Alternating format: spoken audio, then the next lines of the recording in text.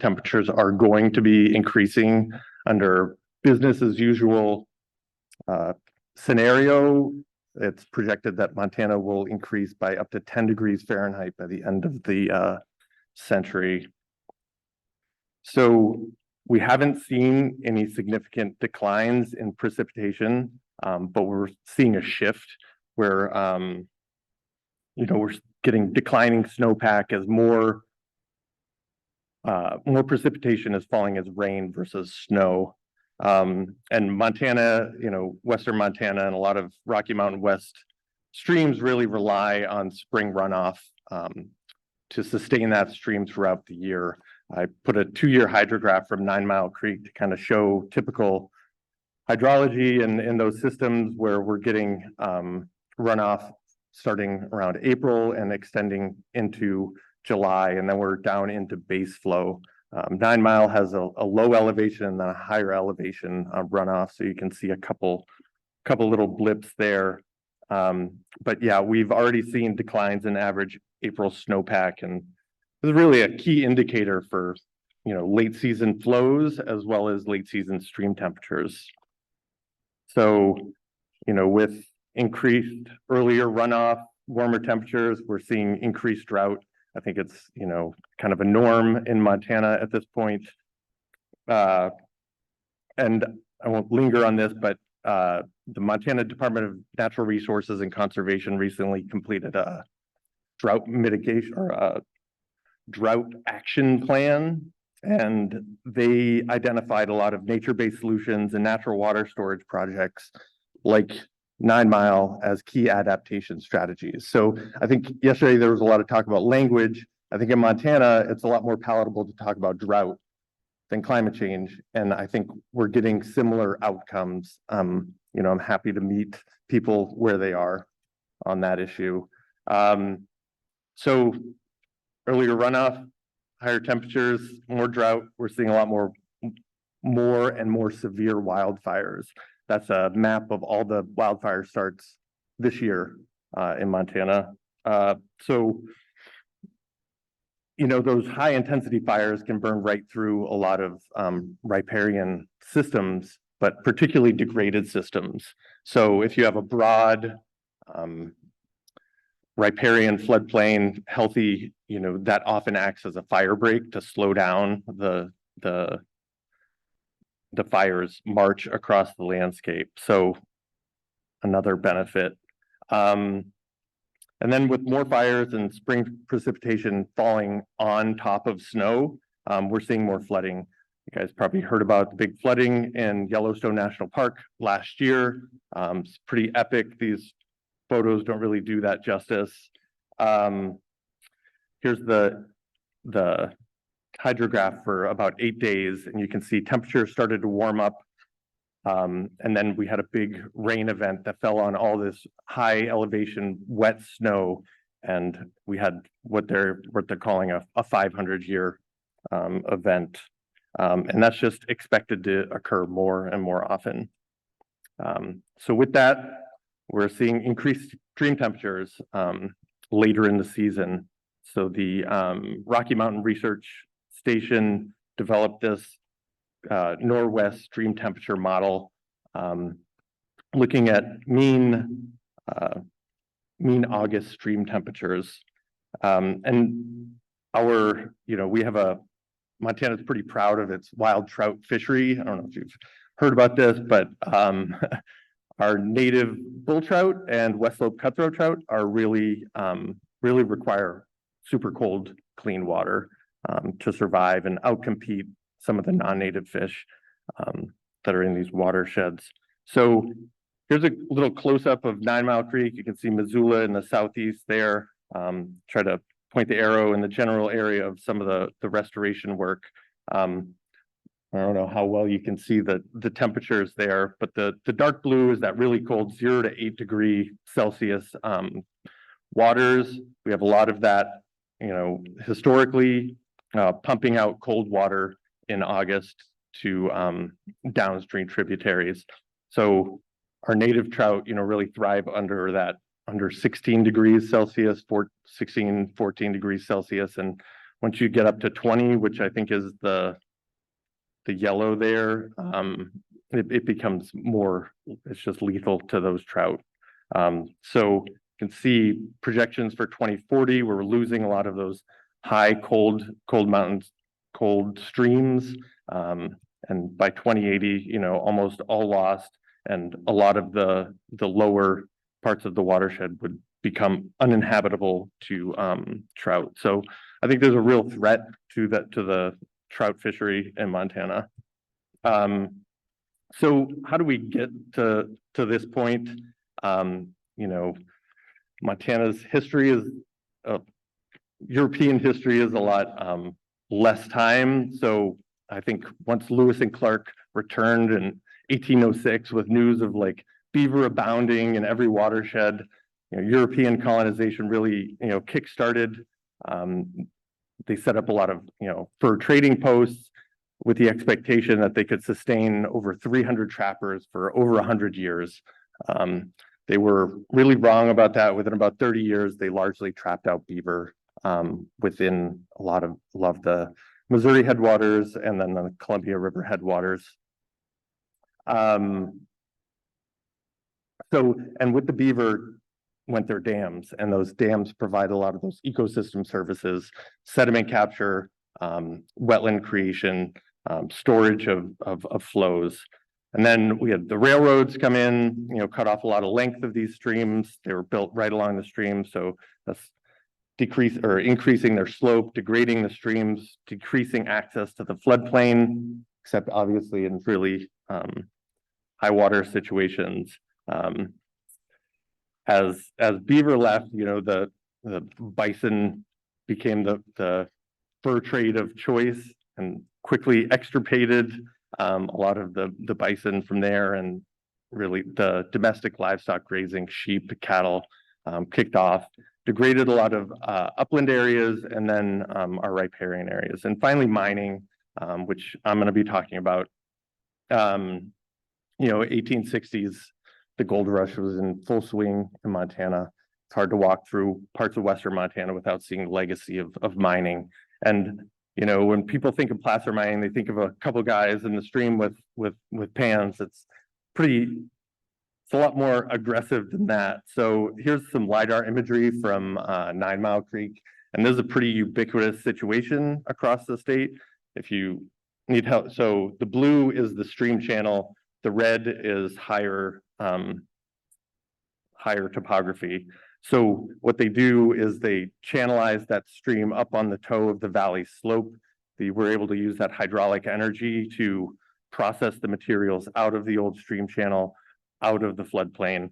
So what is left is high banks and channelized stream.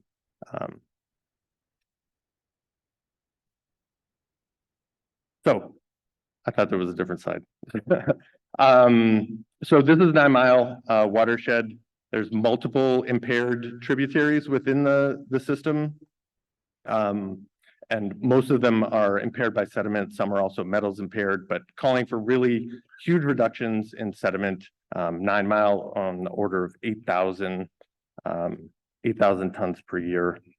So, you know, Montana Department of Environmental Quality identified those impairments in the late 90s, kickstarted TMDLs, and TMDLs were completed in 2005 for all of these streams.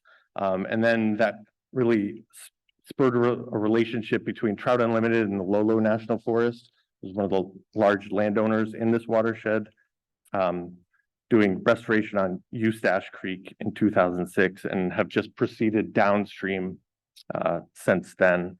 Just those ones in red are the metals impacted streams that were addressed by state Superfund money and processes. And if you do check this presentation out online, I put in some hyperlinks to some cool videos on some of the work on some of those streams. So again, 9 Mile Creek, it's pretty impacted. You know, you have just high placer piles and deep ponds, and then the channelized system. And so this is what it looks like on the ground. That's me standing next to a 30-foot pile. And what's fairly unique about Ninemile is that there's a lot of fine sediment left, and a lot of these placered systems, a lot of that fine sediment was just washed down there during the mining process. So you have these high banks, and then the really channelized system, I think that lacks a lot of complexity. I think you see a lot of riparian vegetation in that, so it gives an illusion of health, but it lacks a lot of broad floodplain access. And what happens during those high spring flows, you're just eroding that fine sediment out of those high banks and just shooting it downstream, and it ends up aggrading in agricultural areas further downstream, and that just is causing a lot more issues for them down there.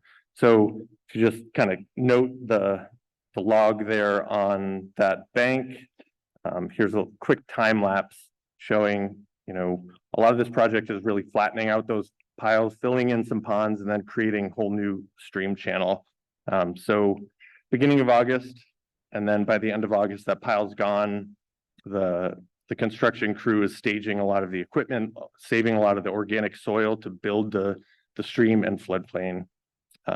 So through September, construction, and then by the following year, the floodplain completed, roughened to create more diversity, and then didn't quite capture bankful runoff here, but you can see later in the summer some of the fine sediment deposition, and then the greening out on that floodplain.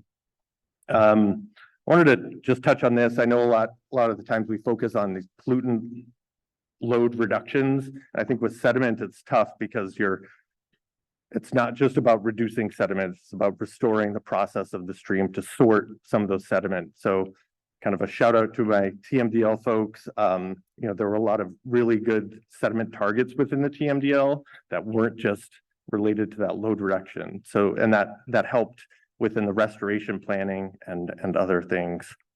So again, Ninemile straightened in 2013, and then added meander and increased floodplain access. And so this is what it looks like during runoff, where that floodplain is being accessed by the stream, or that floodplain is being accessed by the water. This is an earlier restoration reach, and you can see downstream the beaver have started moving in and really accelerated some of that overbank flooding. And it's a term a lot of people are calling soaking the sponge, because in that spring, that those high flows are flowing onto the floodplain, absorbing into that alluvial aquifer, and then later in the season, just kind of squeezing that water back out into the stream to increase or decrease temperatures and increase flows. So a master's student at University of Montana, who actually now works with Trout Unlimited, Christine Brissett, did her master's thesis on this. She developed a conceptual model, which I think is really well exemplified in this aerial photo.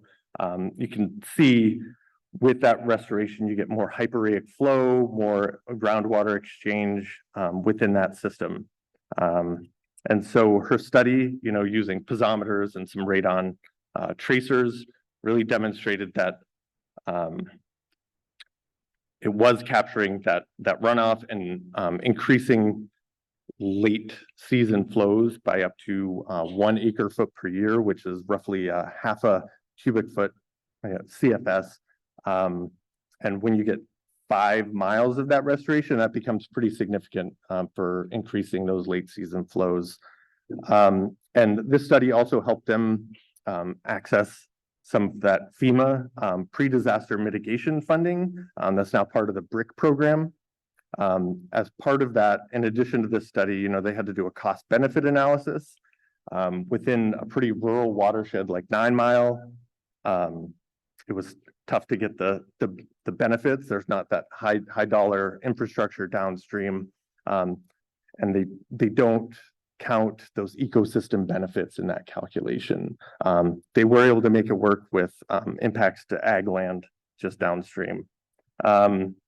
So projects like this, restoring an entire watershed that's been turned over multiple times, not cheap. but I think is a really good example of being able to leverage some of that 319 funding. So 319 helps support, I think, the TMDL development process. And then I think I forgot to point out, but in 2013 is when Trout Unlimited went ahead and developed a watershed-based plan, probably one of the first after the 2013 or those guidelines came out requiring that. And really, you know, all credit to Trout Unlimited, Paul Parson, Rob Roberts there really helped bring a lot of these partners together, a lot of this funding together. So we're just seeing huge outcomes. You know, obviously the sediment reductions are huge, and then increased storage. And, you know, that study was done shortly after that restoration was completed. And I think with beavers moving in, it's just going to really increase. And as it, you know, the system matures. So here's what it looks like on the ground, you know, it's just restoring that, those natural processes. I think there's been an emphasis in the West on this low-tech process-based restoration activities. This was a highly damaged watershed, you know, where restoring the form helped restore those processes of that stream. You know, those beavers just weren't able to get a hold on their dams when, you know, these highly channelized systems would just blow them out in the spring. So great to see people moving back to the neighborhood. Another shout out to Paul Parson with Trout Unlimited there. And I think that's all I got.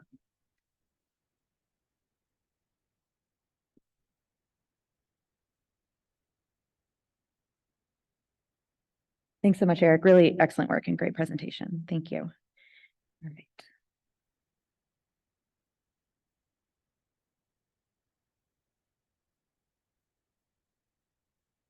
All right, everyone, please welcome Joy Hinkle from the state of Georgia.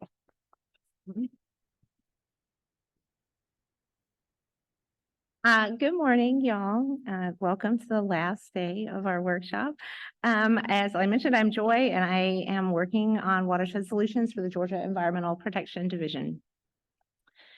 Land known as the state of Georgia was originally stewarded by the Muskogee, Cherokee, and other tribes. I pause today to acknowledge their legacy and the complex history of their removal from our shared watersheds. In our work in the Nonpoint Source Program, we now look at these lands through both environmental and geopolitical lenses. Georgia is home to 14 major river basins.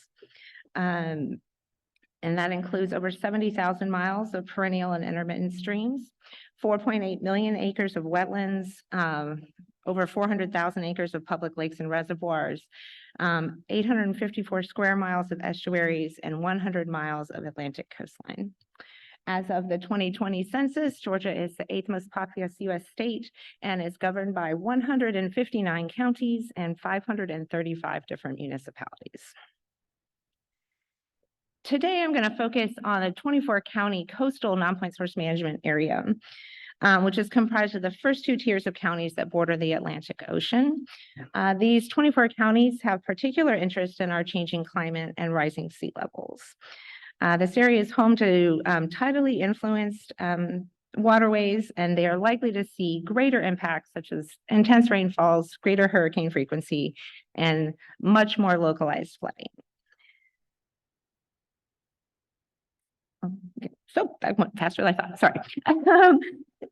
So why do we care about that? What do we do about that? And it's like, how do we start to look at these climate impacts that we know that are coming, and how do we prepare for them?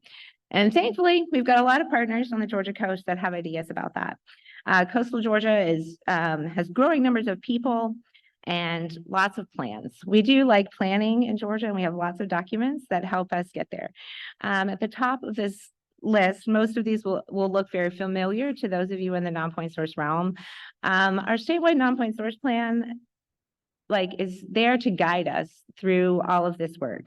However, I've heard many of other states, not many, some other states at this workshop say that the words climate and the words resiliency can mean different things to different people and have different political implications. The word climate appears exactly one time in our current 2019 statewide non-point source plan, and the word resilience also appears exactly one time in our statewide non-point source plan.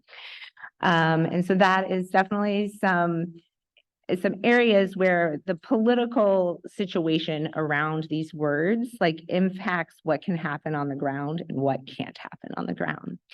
However, the many other plans that I've listed on this slide do better than that. They do better than our statewide non-point source plan in addressing those issues. And part of that is because they are not statewide plans. Many of them are regional plans developed by a regional commission, or even better, it's a localized plan for hazard mitigation, or the community rating system that's looking at flood risk, or other local resources that are helping our communities really identify their risks and identify solutions. And so I want to talk to you a little bit about how our 319 program, even in the absence of the words climate and resilience in our statewide plan, is funding efforts towards this. One partner and plan creator I want to highlight today is the University of Georgia's Marine Extension and the Georgia Sea Grant Program. The goal of their stormwater program really is to design and implement science-based solutions for better stormwater management. And they do that through a variety of like planning and outreach activities. They're writing local stormwater plans. They're doing a lot of educational type materials on inspection and maintenance. They have created a GIS inventory of low impact development practices that are happening already on the Georgia coast. And they have also been a successful competitive grantee for demonstrations funded by the Section 319 program. And so I'm going to take a look at two of those really just sort of quickly today. One plan that UGA helped write is this Rethinking Runoff Plan for Brunswick, Georgia. Brunswick, Georgia is a small town. Its population of around 14,000 folks. It sits at 14 feet above sea level. So the climate is coming for them. The sea is rising. And when they're at 14 feet, again, our tidally influenced creeks and rivers and this particular sort of midpoint on the coast in Georgia, seas tidally influences in a single storm, single day, the tide can rise 15 feet. And when you're at 14 feet of sea level, or that creates some problems. There's a lot of localized flooding here. And so this plan was really developed in partnership with UGA and the city. And they actually used some NOAA funding through the Coastal Incentive Grant, through the Georgia Department of Natural Resources Coastal Resources Division to develop this plan. And they outlined 28 specific locations where green infrastructure in particular was sort of deemed a solution to some of those flooding challenges. And so they took a look, like, again, all throughout the city limits to find opportunities where nature-based solutions could help soak up some of those heavy rains that are coming with more frequency, as well as prepare for just the ultimate higher level sea rise all the time. So this is just a quick photo of them. We used funding from FY19 to UGA to the MARX program, where they actually installed several rain gardens. They did that in partnership with a workforce development program in the area. And the two photos at the bottom are of some porous pavement that's going in. A cistern and a more bioretention is going to be put in with some FY20 dollars right now. The city has been very proactive in finding match to this $319. They sort of were like, oh, well, this really wasn't as hard as we thought. So maybe we can do more of that on our next project. And so it was really that partnership between developing that plan at the local level and then having the city come in and implement it with $319. And so this is an example that we like to talk about, that the plan was written in partnership, and the first implementation stage was implemented by the University of Georgia. And then the next time the city was like, you know what, we've learned from this. It's not as hard as we think. We're going to be the applicant this time. And so now they're taking ownership of this solution for their city. And then beyond what we can fund in the 319 program, this parking lot photo that's actually here is actually the match to 319 that they actually got their local county roads department to pay for. So again, there's like a learning process through this that has been helpful to the city where they're like, oh, we can do this ourselves. And so we like to see that evolution of progress and implementation and leveraging of dollars. Further inland, the city of Hinesville also went through a very similar process with the University of Georgia. They did this adaptive stormwater management plan. Again, this is Liberty County is very heavily agriculture, not big ag like Iowa and Minnesota have. This is like small ag. This is some folks who would like have some blueberries, some cotton, maybe a cow or two. We still have fairly small farming in coastal Georgia. And so the city was seeing, though, like, again, from increases in rainfall, some like localized heavily flooding in the urban areas, the county seat. So like the county courthouse was flooding on a somewhat regular basis. And so they were like, what can we do about this? So again, UGA came in. Again, this is on that sort of outer tier of the 24 county area I showed earlier. And they're a little bit higher up. They're at 75 feet. So they've got a little bit more elevation and runoff challenges to look at. So we were looking at, again, some adaptive stormwater management to help them look at that. And here, the University of Georgia, again, applied for some funding to install some demonstration projects. They're kind of they're not as far along as Brunswick. So UGA was the first implementer here. And we're hoping again that the city will kind of grow from that opportunity and perhaps keep working on this plan for themselves. This is some bioretention here along the street. And this photo is a little bit hard to see. There's a lot of concrete on it, but it's actually porous pavement around that tree protection area. And so again, they're trying to here like deal with some local issues of like design concerns. The city like really has this aesthetic that they're trying to create in their downtown area. And so really trying to UGA is working closely with them to try to help them understand that green infrastructure can look good and function just as well as traditional infrastructure. And so again, that partnership process, as well as funding dollars from us.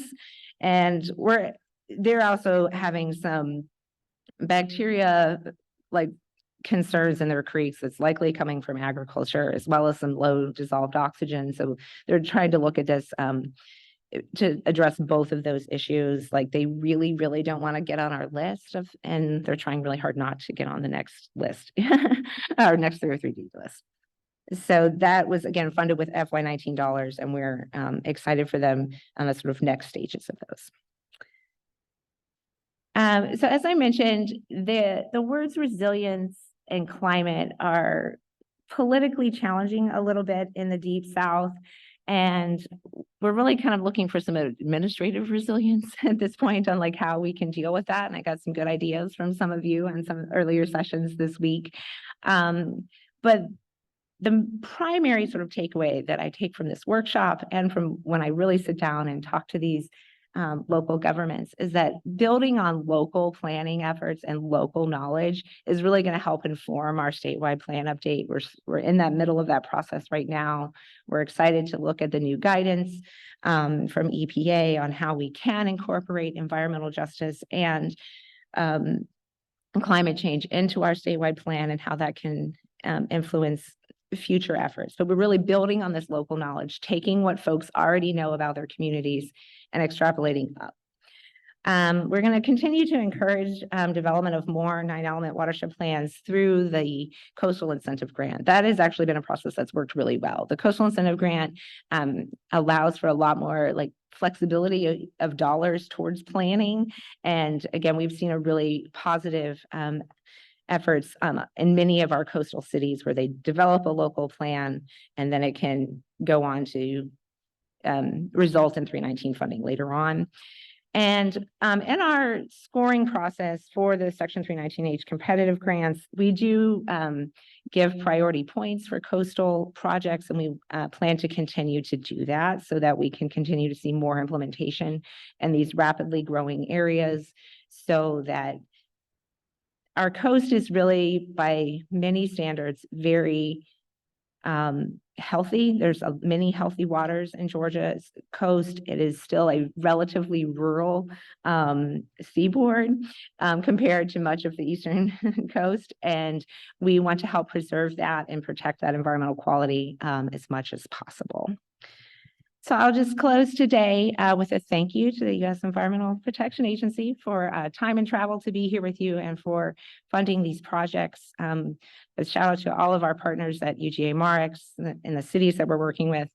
And I will close with the thanks to the Georgia EPD's Nonpoint Source Grants team. Jackie Encinas is here this week. Mary, Barb, and Joyce are online. And we couldn't do this work without them continuing to follow guidelines, follow grant rules, and help our partners find solutions that work for them. And we're thankful for that. Thanks, y'all.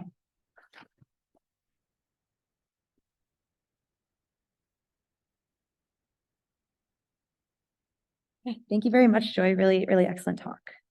All right, moving into our third and final presentation for this session. It's not the right one. There we go.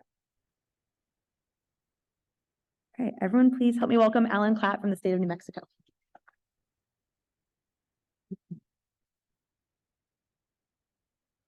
Good morning, everybody. My name is Alan Klatt, and I'm going to be focusing on climate change and natural hazard mitigation. I learned a new term yesterday, eco-anxiety. And so if this makes people feel anxious, I think that's a normal reaction, and it's okay to feel that. I think what's important is to remain hopeful and kind of action oriented and not let that anxiety kind of spiral. And if people aren't worried about, and if people are worried about seeing climate change in the title of my presentation and what my boss might think, you do not have to worry about that, because I think I have one of the best bosses in the country, Michelle Lujan Grisham, who through her executive order 2019-003 requires all state agencies to adapt to and mitigate the effects of climate change. So yeah, it's to further New Mexico's responsibility and opportunity to build a clean energy future for our people, limit climate change impacts that harm our natural and cultural heritage, prevent the waste of New Mexico energy resources, and reduce pollution that threatens human health. Part of that cultural heritage in New Mexico, which I've only lived in New Mexico for 8 years, so I'm not the best person to speak to that, but briefly, New Mexico has 3 World Heritage Sites, which I think is the most.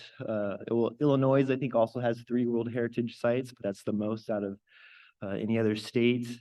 That's Taos Pueblo is one of the World Heritage Sites. It's the longest and oldest continuously inhabited place in North America. The Chaco Cultural Site is also a World Heritage Site, as well as Carlsbad Cavern. And part of what archaeologists and historians say about Chaco is that it was a severe drought around 1100 AD that forced those people to migrate away from Chaco and abandon it. And so the threats of climate change and how it can affect our hydrologic cycle is real. And so that's kind of I don't know exactly what the thinking was behind this executive order, but probably those things were being considered. And so, and this is what gives me hope, that we have this executive order. Sure, I wish it was the Kyoto Protocol, but it's never too late than never. And we're kind of lagging behind the 2015 Paris Agreement for 1.5 degrees C, which is the International Panel on Climate Change's target for preventing irreversible effects. But every tenth of a degree matters. And so if we miss 1.5, we should, strive for 1.6 or 1.7. And so, yeah, this next slide just shows like the scope of the challenge, and focusing on clean electricity, reducing greenhouse gas emissions. New Mexico's the second largest oil producer behind Texas. We share the Permian Basin. So that economic transition and climate resilience are the other key factors into the state's climate action plan. So yeah, reducing greenhouse gas emissions is, across the state is a big challenge.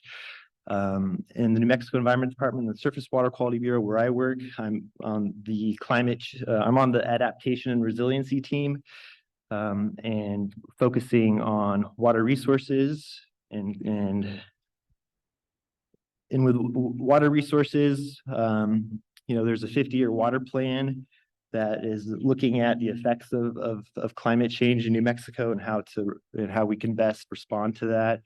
There will be impacts to drinking water and water supplies, droughts, and watershed resiliency are kind of the main focus areas for the climate change strategy for water resources.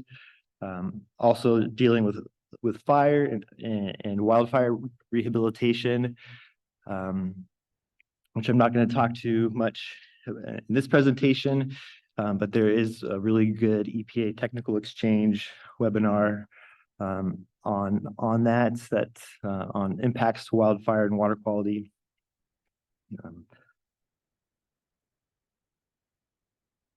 So this is another text-heavy slide, and I apologize. This is the first time I've gone through this presentation. It's still in draft, so I'm relying on the slides here. But yeah, the 50-year water plan that I mentioned, the impacts to water resources. So Eric was mentioning the sponge in a watershed where how water is stored. So in a warming climate, that sponge is through evaporation and transpiration, will dry out, and there'll be a soil moisture deficit. And so any precipitation that we do get first has to overcome that soil moisture deficit, and before we can get runoff or subsurface flow. And so due to that, airidification, flows in the Rio Grande are projected to be 25% less on average. I mean, that's a huge number that is alarming to all water users in New Mexico. Increased water temperatures, which can lead to decreased dissolved oxygen because warmer waters can hold less dissolved oxygen. Any pollutant concentrations can potentially increase if there's less water. Increased algal production from increased nutrient concentrations. If there's less flows, so there could be increased nutrient concentrations that could lead to increased algal production, which could further decrease dissolved oxygen as that algae decomposes and consumes oxygen. And then increased E. coli from microbial regrowth from warmer and slower stream flows can increase E. coli microbial regrowth.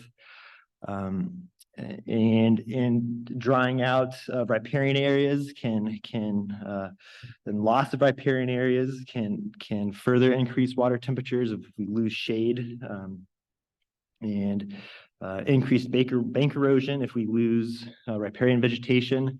That can increase bank erosion and get increased sedimentation, which can impact water quality and infrastructure. Okay, so and here's the 303D list of impaired waters in New Mexico, and you can see New Mexico, over 24,000 miles, 2,400 miles of streams in New Mexico are impaired by temperature. It's the most common impairment.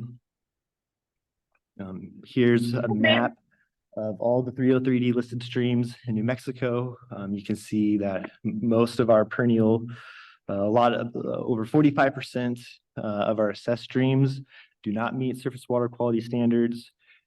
And yeah, New Mexico has already lost 52% of the state's historical wetlands.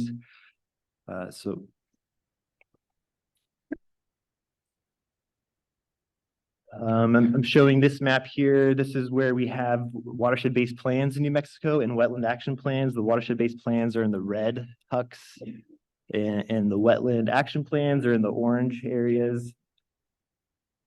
And the goal of our watershed-based plans and wetlands action plans are to protect and restore water quality. As you can see, we need a lot more watershed-based plans in New Mexico, so I'm really excited for the new guidance from EPA to build capacity. The areas where we do have watershed-based plans are areas where we have most active watershed groups, and so there's a lot of areas that don't have watershed groups, and so we don't have watershed-based plans. Most of our watershed-based plans in New Mexico are driven by local stakeholders, and so if we can build capacity and help support local groups, I think that would be a great outcome of the 319 program. And why watershed resiliency is so important. Ecological resilience can be broadly defined as the ability of an ecosystem to withstand a disturbance, either from natural or human causes, and thereby self-maintain its inherent structure and function. And restored watersheds are in a better condition to withstand the additional disturbances caused by climate change. Here's an EPA success story for Blue Water Creek. You can see on the left the degraded conditions, which was mostly due to grazing and recreational trail use. Back in 2009, we had a 319 project and planted over 35,000 willows and 2,500 cottonwood trees. And you can see the dramatic difference in less than 10 years. Almost zero canopy, up to 70% canopy. And so in a changing climate with increased temperatures, obviously the photo on the right, that's going to be more buffered towards the effects of climate change. So anything we can do now to restore these waters will help improve their likelihood of meeting water quality standards in the future. Let's see. In addition to the airification, we might also see increased rainfall intensity as warmer air can hold more moisture. And so we're expected to see the 100-year storm in the future, maybe more closely to us currently the 500-year storm. And I think, we had some great presentations about wetlands earlier, so luckily people have already done some of the heavy lifting on that. So I don't have to go over all of that, other than to say that, wetlands can store water and help release that water, so they can help with drought. They can also help with flood protection by kind of attenuating those flood flows. And so, yeah, wetlands are very helpful. This is just showing that we have a river stewardship program and our 319 program to help restore and protect waters. This is another figure from that 50-year water plan that shows kind of two drastic kind of land management kind of choices. There's a good riparian habitat on one photo, and on the other side, there's essentially no canopy. And I know Just a quick raise of hands. How many people have a buffer rule in your state, or if you have one? So there's a few more hands than I was expecting. Yeah, I know Georgia, North Carolina, and Minnesota, where we are here, have buffer rules.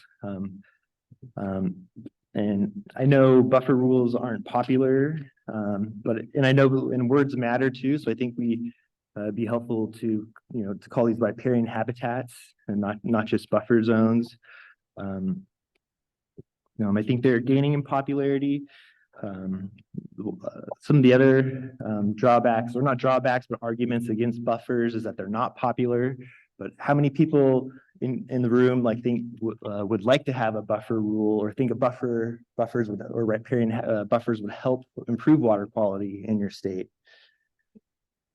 So that's a lot of, I think almost everybody's hand went up. So I think buffers and riparian areas are popular.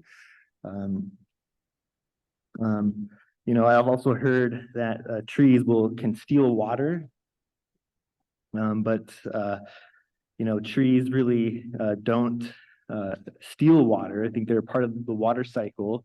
If any water that they do transpire, actually, eventually will rain, falls down again. In New Mexico, we have a lot of monsoon rainfall. And a lot of that monsoon precipitation is driven by transpiration of trees in the mountains. That's kind of priming the atmosphere, increasing the atmospheric moisture. I know, like in the Amazon, it's people are cutting down trees, and that's actually is reducing precipitation fall. And so, yeah, the trees really don't steal water. I mean, if it comes back in the hydrologic cycle, and they also provide shade, which can reduce evaporation. And so there's a good article called "The Thirsty Conifer" that goes more into depth about that.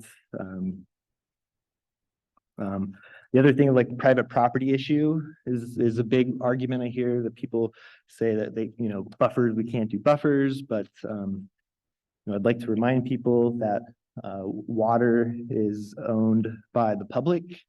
It's part of the public trust doctrine. It's a usufructory use, which I've heard somebody else say at this conference earlier. The public owns the water, and I think too, like on the conversation of what's natural or what's healthy. Yeah, I think the photo on the left is kind of a more, I would say, natural and healthy stream. It's going to be more resilient to climate change. If you're a fish, I would much rather be a fish on the property on the left. State water quality standards in New Mexico. We have all the free-from-alls, like waters of the state shall be free of pollutants and concentration and duration that can harm aquatic life. And I think we have a responsibility to protect water quality, and we're exploring in the Nonpoint Source Management Plan other strategies to protect water quality. I think one of the drawbacks of 319, it's voluntary, and so there's all these barriers that people have against buffers, but and the people I've heard talk to at this conversation at this conference haven't really said that the Conservation Reserve Enhancement Program is really working. People aren't really participating in it. They're pulling out of it for a number of reasons. So I don't know if this is really the solution. And similarly with the 319 program, just that blue water example was one of our 10 success stories in the last 10 years, which was a mile. And the scale of the solution has to be commensurate with the scale of the problem. And we have over 2,400 miles of impaired streams. And so if we were to try and only rely on 319, doing a mile of stream restoration every couple of years, we're never going to get we're never gonna address the temperature impairment of those over 2,000 miles. So I think a buffer rule should be, or again, in words matter. So maybe a riparian habitat rule would be helpful. New Mexico does have in New Mexico Administrative Code, we have a watercourse protection section, but it's blank. It's just a heading. There's actually no rule, but I think at some point somebody was thinking about it. But I think it's time that we kind of start thinking about that again. And this is my last slide. This is just all the hazard mitigation, I think, from climate change, the increased flooding, the increased drought, the increased fire. All these solutions are, and this is EPA infographic too, which I saw out there earlier. So I encourage everybody to kind of consider all these solutions for climate change and hazard mitigation. I'm kind of out of time, so I can't go through all of them, but that's the end of my presentation. Thank you.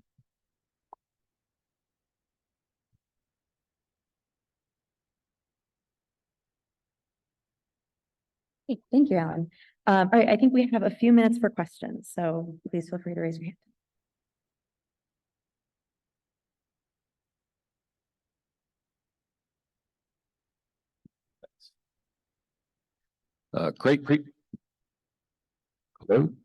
Great presentations, Eric, Joy, and Alan. Question for Joy. How would you characterize the other coastal municipalities as far as how far along in their planning and recognition of GI benefits? And then maybe as part of that, do you feel like Brunswick's understanding that GI is not as hard as they originally thought? Do you think that understanding is recognized by other municipalities?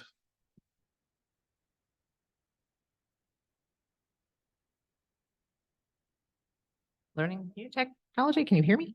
Yeah. Okay. Sorry. It feels very different up here than down there. We have a fairly widespread adoption of green infrastructure practices along the Georgia coast. Savannah is by far the largest city on the coast. They have also received $319 dollars to install green infrastructure in Savannah. So as the city of Tybee Island, so as the city of St. Mary's, which was one of our recent success stories in a two-phase project where we saw dissolved oxygen improvements based on some like very specific monitoring on the St. Mary's River. So I actually think that between all of the work that Georgia DNR Coastal Resources Division and MARX is doing, that we actually have a fairly high adoption all along the coast. And I named those cities, and those are the cities, like right on the coast. The broader 24 county area, I think adoption is lower. Hinesville is definitely the first in that sort of outer ring of municipalities. They feel they're farther from the coast and they feel those impacts slightly differently than our coastal communities. Brunswick and St. Mary's is likely to become a regulated MS4 very soon. EPA is currently helping us develop those maps. And so then there's going to be regulation on those communities that there wasn't before. And I do think that the city of Brunswick and St. Mary's that have had successful partnerships with 319 already are going to be well prepared for that process, that regulatory process to come to them. And we're really hoping that their leadership, again, it's people who solve water quality problems, right? Like the folks that already have that experience are going to be a benefit to the broader community. My question is also for Joy. You answered part of it with the city becoming an MS4, but how did you tie the water quantity work that you did to any impairment or protection of healthy waters? That's a good question. It's the flooding issues, the localized flooding issues that were really identified by the community were like, the communities were looking for solutions that really for flooding. They were concerned mostly about quantity more than quality. Like that's their like day-to-day, like the school bus can't get through, the courthouse is flooding, all of those things. So they start there, to be honest, most of the time. They start with the problem and then they come to us and be like, how can you help us? And then it's our staff that's really is helping to draw that connection to the water quality problem sometimes. And so I think it really is just about partnership and what people like, knowing what they care about and whether or not there's a solution that's like co-benefits, right? It's really capturing those co-benefits that we can make some progress forward. Okay, maybe you have time for one more. For Montana, I'm just curious in restoration of the stream 9 Mile Creek. So the sensitivity of these trout to temperature, how did you do the construction work given the sensitivity of the fish that are in the stream, sediments, construction elements? Yeah, you bet. So this is a historical bull trout stream. Bull trout are threatened under the Endangered Species Act.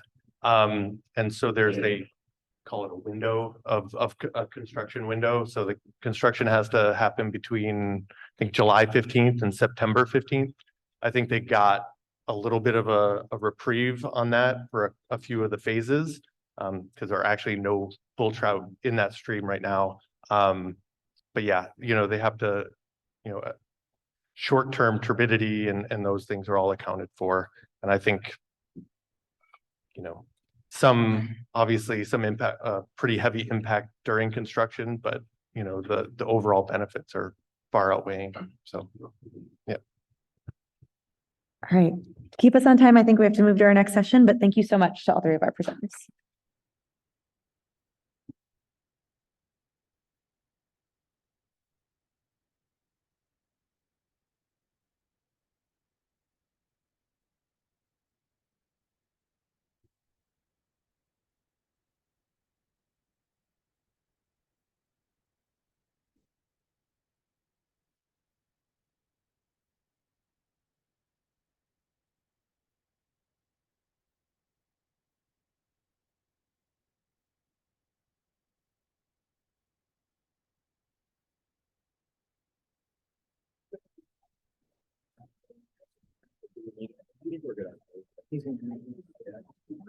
They're all the presentations are open, so.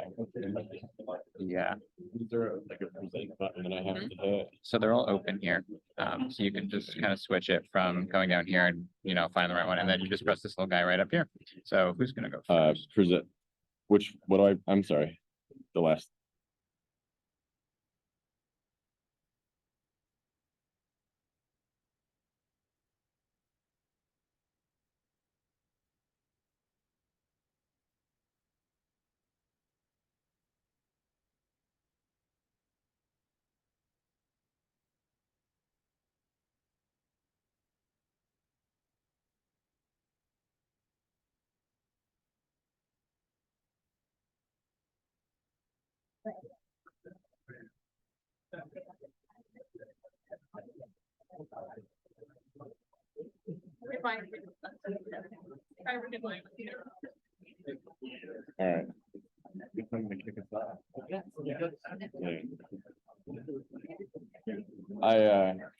Kind of an awkward transition, but.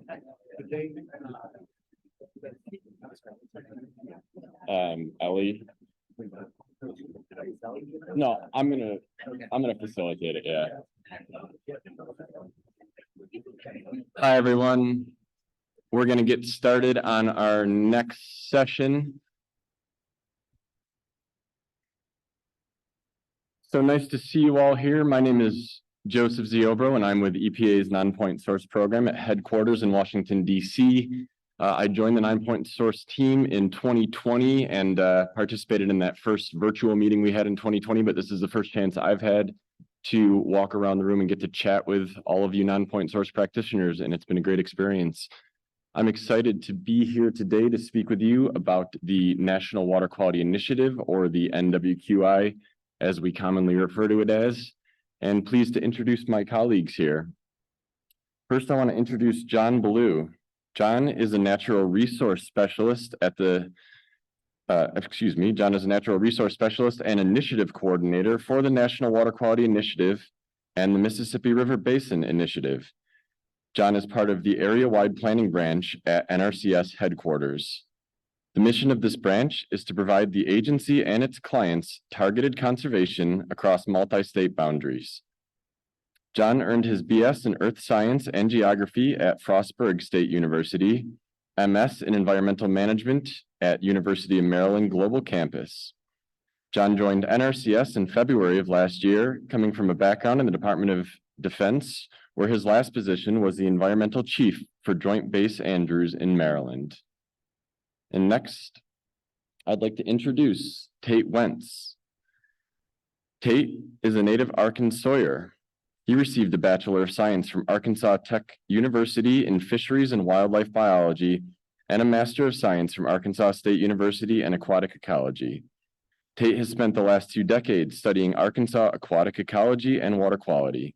He has spent time improving water quality resources at the Arkansas Department of Energy and Environment's Division of Environmental Quality, ADEQ, developing water quality standards, Arkansas Game and Fish Commission, Stream Habitat Program Construction, Aquatic Habitat and Bank Stabilization Projects, and now manages the water quality section of Arkansas Department of Agriculture's Natural Resources Division.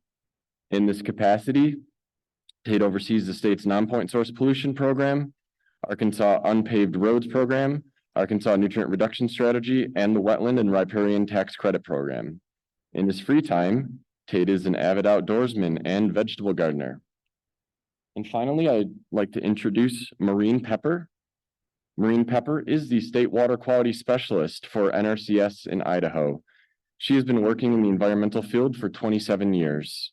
Prior to her time at NRCS, she was a drinking water analyst at the Idaho Department of Environmental Quality and at EPA headquarters for nearly 12 years in the Office of Water's Gulf Hypoxia Task Force and managed the agency's Septic Smart Outreach Program and MOU partnership. So please give me a hand in welcoming our speakers. And first up, we'll have John Blue.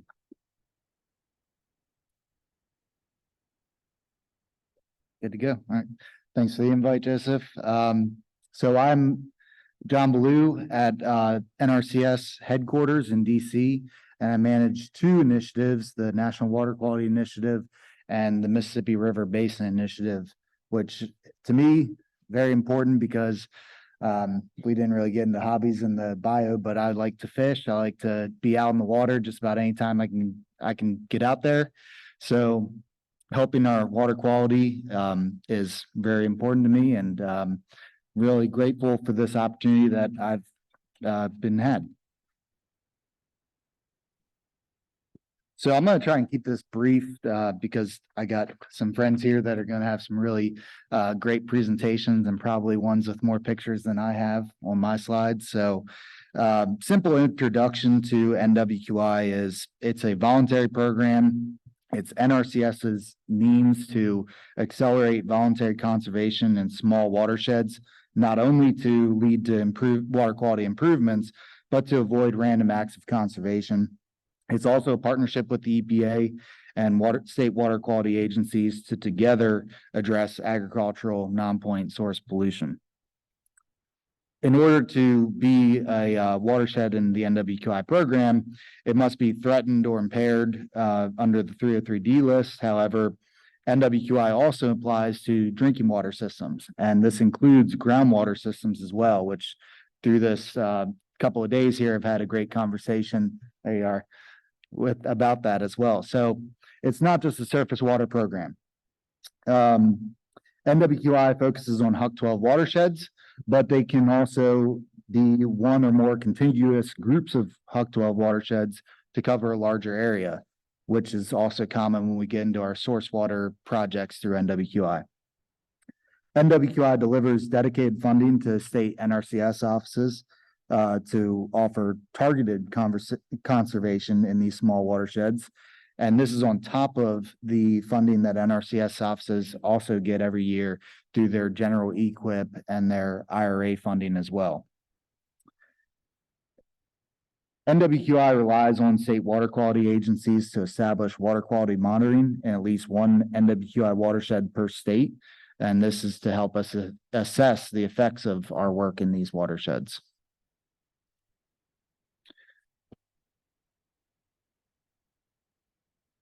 Just want to get into a little bit about the process for getting NWQI projects into application and then getting them approved and so on and so forth. At headquarters, we receive NWQI proposals from the state NRCS offices. When a state starts developing a new NWQI watershed, they typically will send to headquarters a planning phase request. Prior to this request, there are some expectations that the state has already conducted some homework in this watershed. Mainly, we want to see that the NRCS and their partners have assessed what the problem and the impairment is, and that they've established a good sense of what the producer interest is in that watershed. And if they have enough support from producers to do voluntary conservation and make an impact on agricultural lands in that watershed. And then we also want to know what the goal is in that watershed. And this can be tied back to a TMDL or what the impairment is and what they plan to do about it. And what are the barriers to reaching those goals. And once this information has been submitted in a planning phase proposal and it's approved by headquarters, then headquarters will allocate technical assistance funds to the state based on the requests and the available budget. This typically happens at the beginning of every fiscal year. And we do establish limits on technical assistance. We can award a state no more than $150,000 a year to technical assistance funds to NWQI and states that also are in the Mississippi River Basin, so MRBI states as well. They can't double dip. So this is, 150 is the max. And then we can't award more than $50,000 per watershed or request either. This technical assistance funds can be used to either pay NRCS staff or they can be used to pay outside partners as well, but has to be used in the development of a watershed assessment.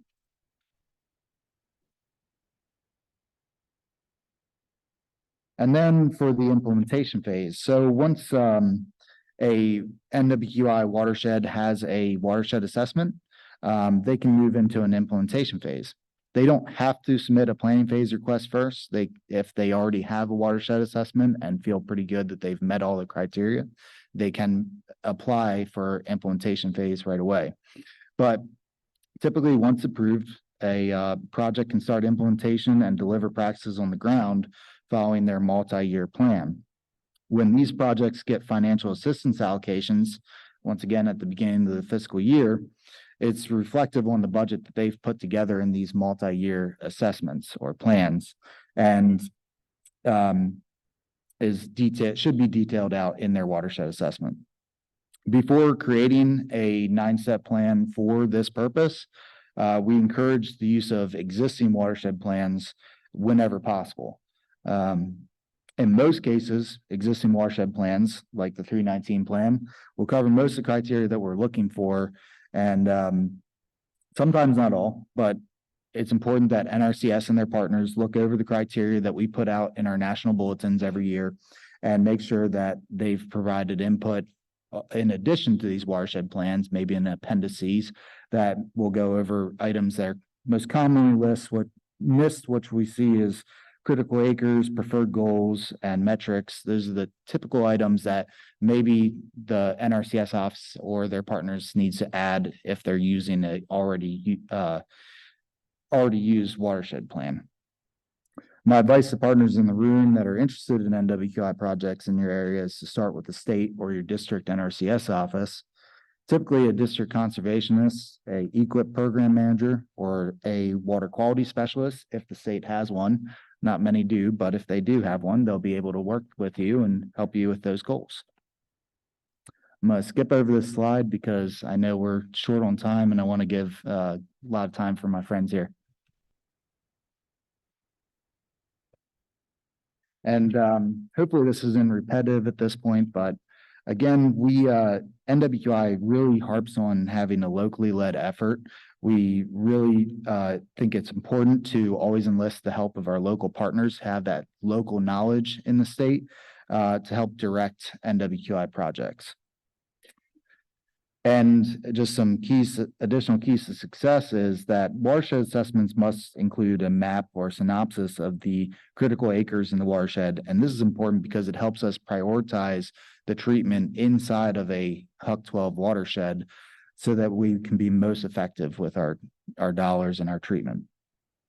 Watershed plans must also include a good detail on how they plan to provide outreach to producers. And finally, a good watershed plan should include some sort of monitoring strategy or plan to address monitoring. Some other factors to success is to provide detail, not only for agricultural sources of pollution, we want to also see the whole picture as well. So any other sources of pollution in that watershed are very important to us to include in a watershed assessment. And finally, we like to see in good watershed plans, quantifiable water quality goals and monitoring goals. Our best watershed plans that we've seen use modeling to specifically identify scenarios that they say, if we install X amount of acres, linear feet of a certain practice or particular practices in this area, we will expect to see this type of reduction by year 1, 2, or 3, so on. And then they'll back that up with a monitoring strategy or a plan. Can you all see that back in the room? How are we doing back there? I used to doing these slides online, so I apologize if it's a little hard to see, but this is a screenshot of our national map and our watersheds in the US. They may look like little tiny grains of rice, but we have 273 watersheds as of fiscal year 23 in NWQI. And in the bottom right corner of the screen, that's our fiscal year 22 scorecard, which I'll just go over some quick notes from what we've seen in our outcomes. From 2012 to 2022, NWQI has invested nearly $300 million in NWQI across 1.25 million acres. NWQI watersheds have reduced 1.2 million tons of sediment, 15 million pounds of nitrogen, and 3.4 million pounds of phosphorus, which exceeds the phosphorus milestone that the board of directors set in 2019 to be reached by 23.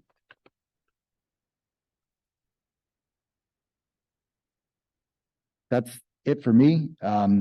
My contact information is up on the slide. I know I kind of breezed through this really fast as a quick overview, but if you have any questions, please feel free to reach out to me, and thank you for having me.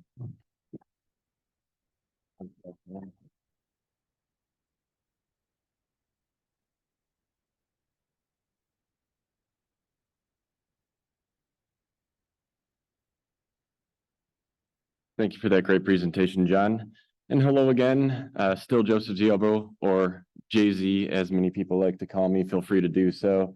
I'm going to talk a little bit about specifically the monitoring related aspects of NWQI. So John did an excellent job of setting up what the initiative is and what it's accomplished to date.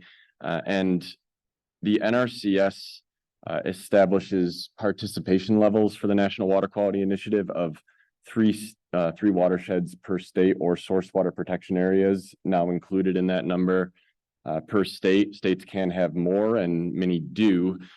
So that's sort of the participation level expectation on NRCS side of the house. And I'm going to talk about some expectations that EPA has established with respect to monitoring specifically.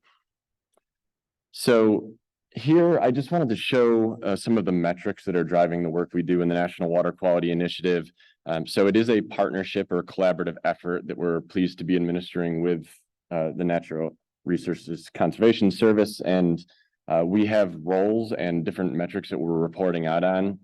So John gave you some figures towards the end of the presentation, focusing on the actual on the ground results in terms of pounds of things prevented from going in the water and things like that, conservation practices installed, landowners reached in the program. At EPA, one of the things that we report on is water quality improvement that's associated with the implementation of conservation practices through the National Water Quality Initiative, as well as 319 investment in those watersheds. So I just wanted to put this up here as a point of reference. This is sort of what's driving the work at our two respective agencies. So in 2014, via a memo, EPA established expectations for states to designate at least one watershed per state as an NWQI targeted monitoring water. So the last time our 319 guidelines were updated were about a decade ago, as Sid and Mike shared with you on the first day of our meeting. And shortly after those guidelines were issued, the memo regarding these NWQI monitoring expectations was issued.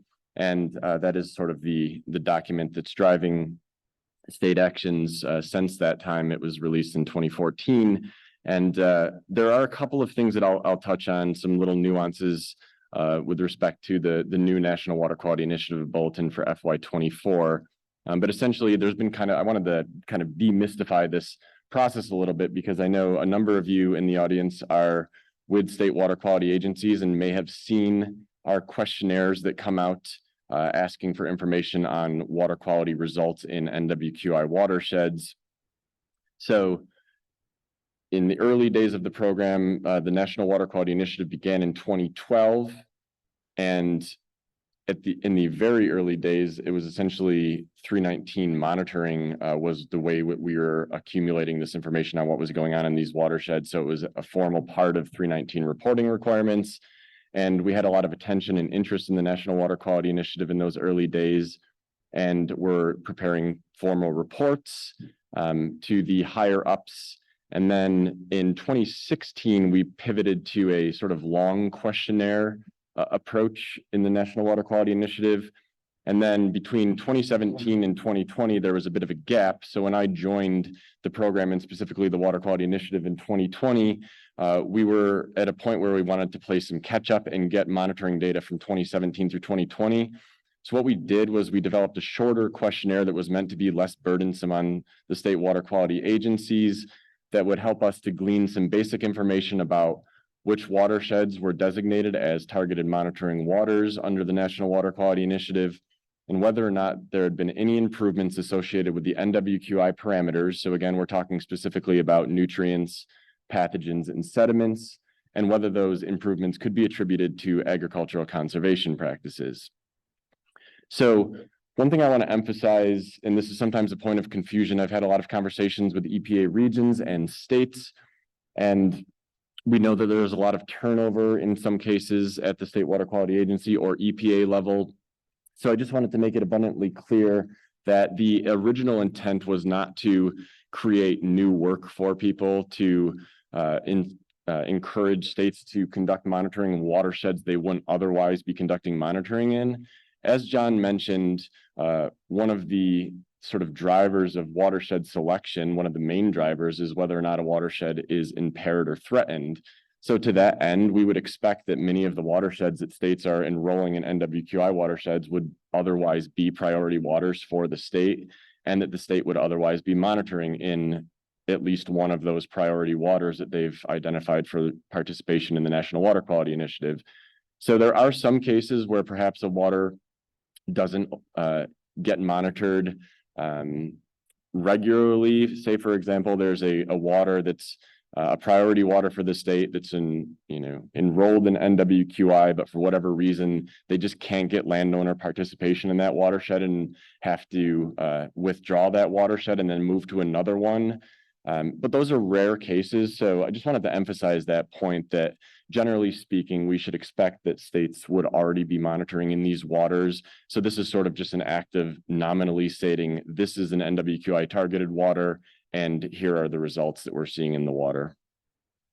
Otherwise, states have overall control in terms of the actual design of those monitoring programs in the targeted NWQI watershed. So choosing where to monitor, how often to monitor, what to monitor for, that is still all left up to the state.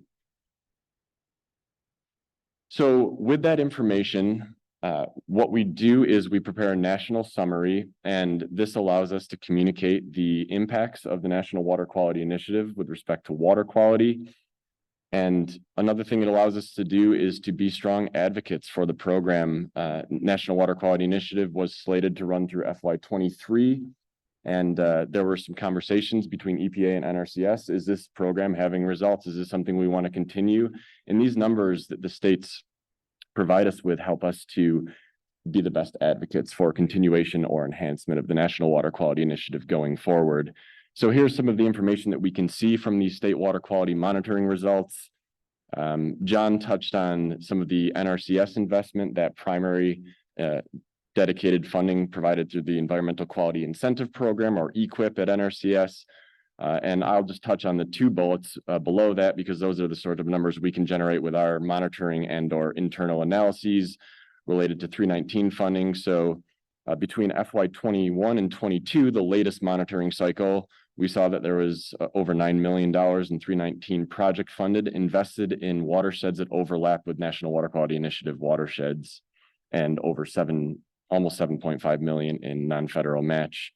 And in those waters that reported water quality monitoring results, 31 of 61 of those waters indicated there was an improvement for at least one NWQI parameter, and 19 of those waters indicated that those improvements could be attributed to agricultural conservation practices. Very briefly, I just wanted to touch on the 319 guidelines. Again, you heard from Mike and Sid on day one that those are out for public comment now through the end of December. Just wanted to highlight that there is some mention of the National Water Quality Initiative in those guidelines. So one of the things we do in the current draft of the guidelines is reaffirm our commitment to jointly administer the National Water Quality Initiative with our colleagues at NRCS, and encourage states to participate in that program. Getting a little more specific, we have some ideas, and Mike mentioned one on the first day of our workshop, some ideas to help advance water quality improvements in these NWQI watersheds. So John was talking a little bit about planning, watershed planning. So NRCS requires watershed assessments in order to move to the implementation phase of NWQI.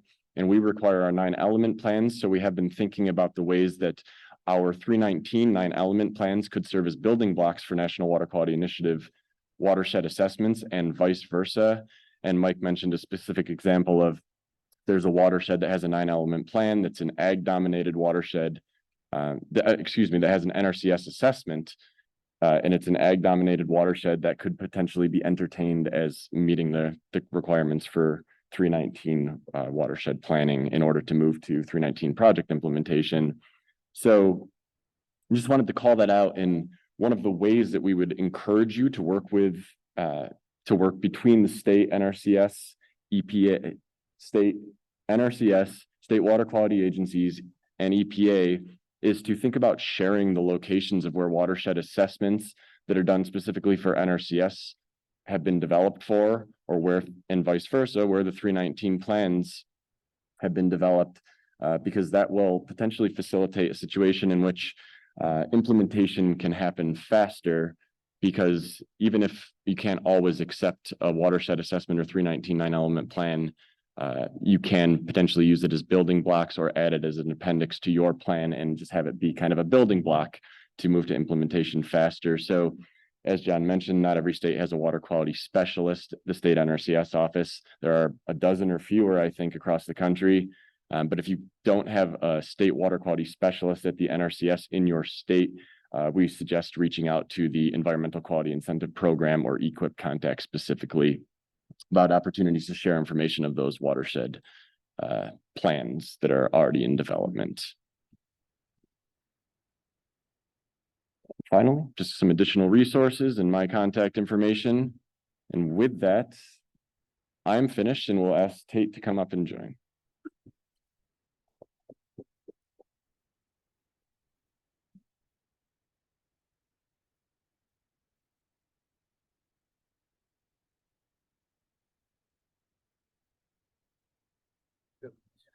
Thank you. So I'm going to get you all probably the shortest presentation of this conference.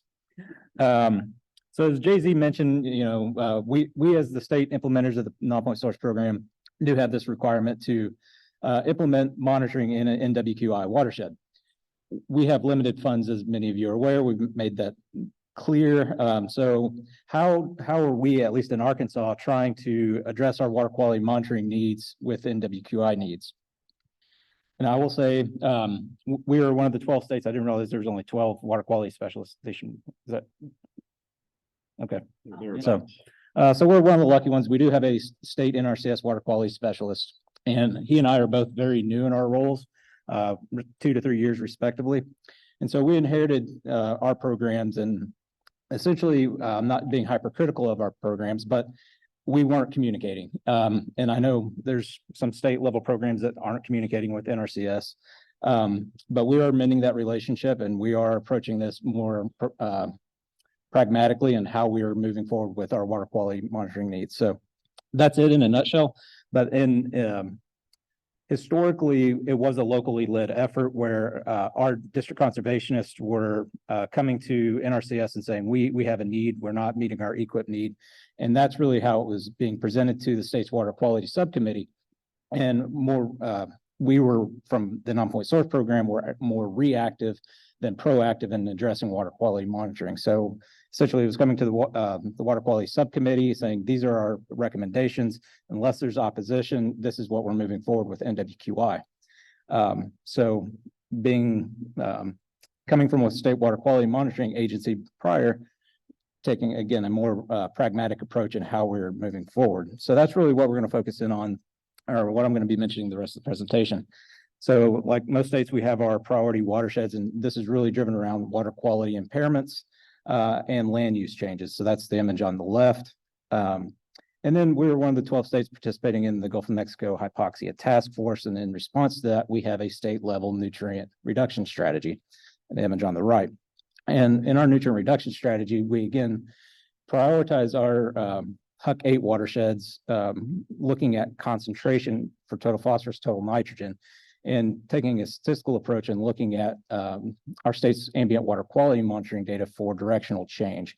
And so we had a data threshold to for that water quality monitoring data to do the trend analysis.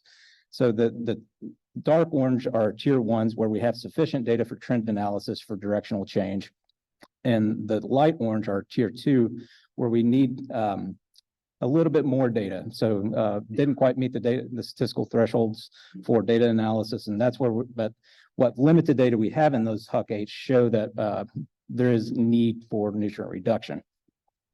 So focused really on that, working with our State Water Resource Center, we went through all of those tier 2 watersheds, looking at data availability and where those monitoring sites are and what data needs would be required to meet the thresholds for a tier 1 analysis. So we have this data now. And so this is Bayou Bartholomew. Fun fact, it's the longest bayou in the world at 360 miles. And I know our friends in Louisiana would appreciate us keeping our dirt on our side of the state line. There is a TMDL for turbidity on this site. So again, looking at water quality availability, thinking about how we can address multiple needs from our nutrient reduction strategy and focused efforts on conservation practices.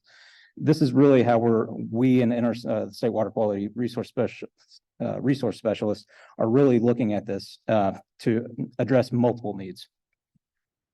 So for FY23, if you think back, if you remember back to the priority watersheds, only 2 of these NWQI watersheds are actually in 319 priority watersheds. And so looking forward, what we're actually proposing for FY24, again, utilizing that data gap analysis for our tier 2 nutrient reduction strategy watersheds, really taking a more focused approach on where we can have a higher return on investment for conservation practice implementation and water quality monitoring to meet multiple needs. Again, trying to, we have limited resources. So how can we get the highest return on investment for monitoring and implementation at the same time? So with that, like I said, I'm gifting you the shortest presentation. So we'll take any questions after Maureen. Thanks so much, State.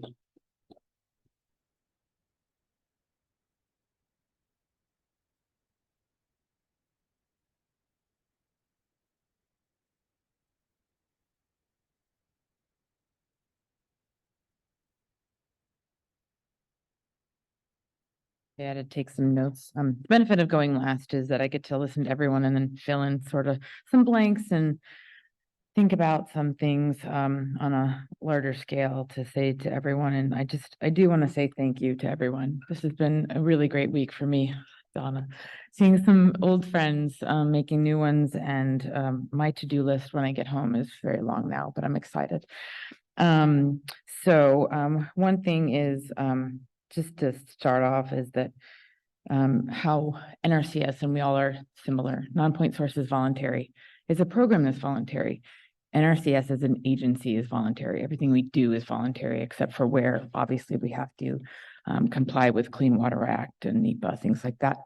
So it's an opportunity. And speaking of opportunity, there's an opportunity to encourage collaboration between the state agencies and NRCS, whether or not you have a water quality specialist. And there are more being hired all the time. I can't even keep up with it, which is fantastic.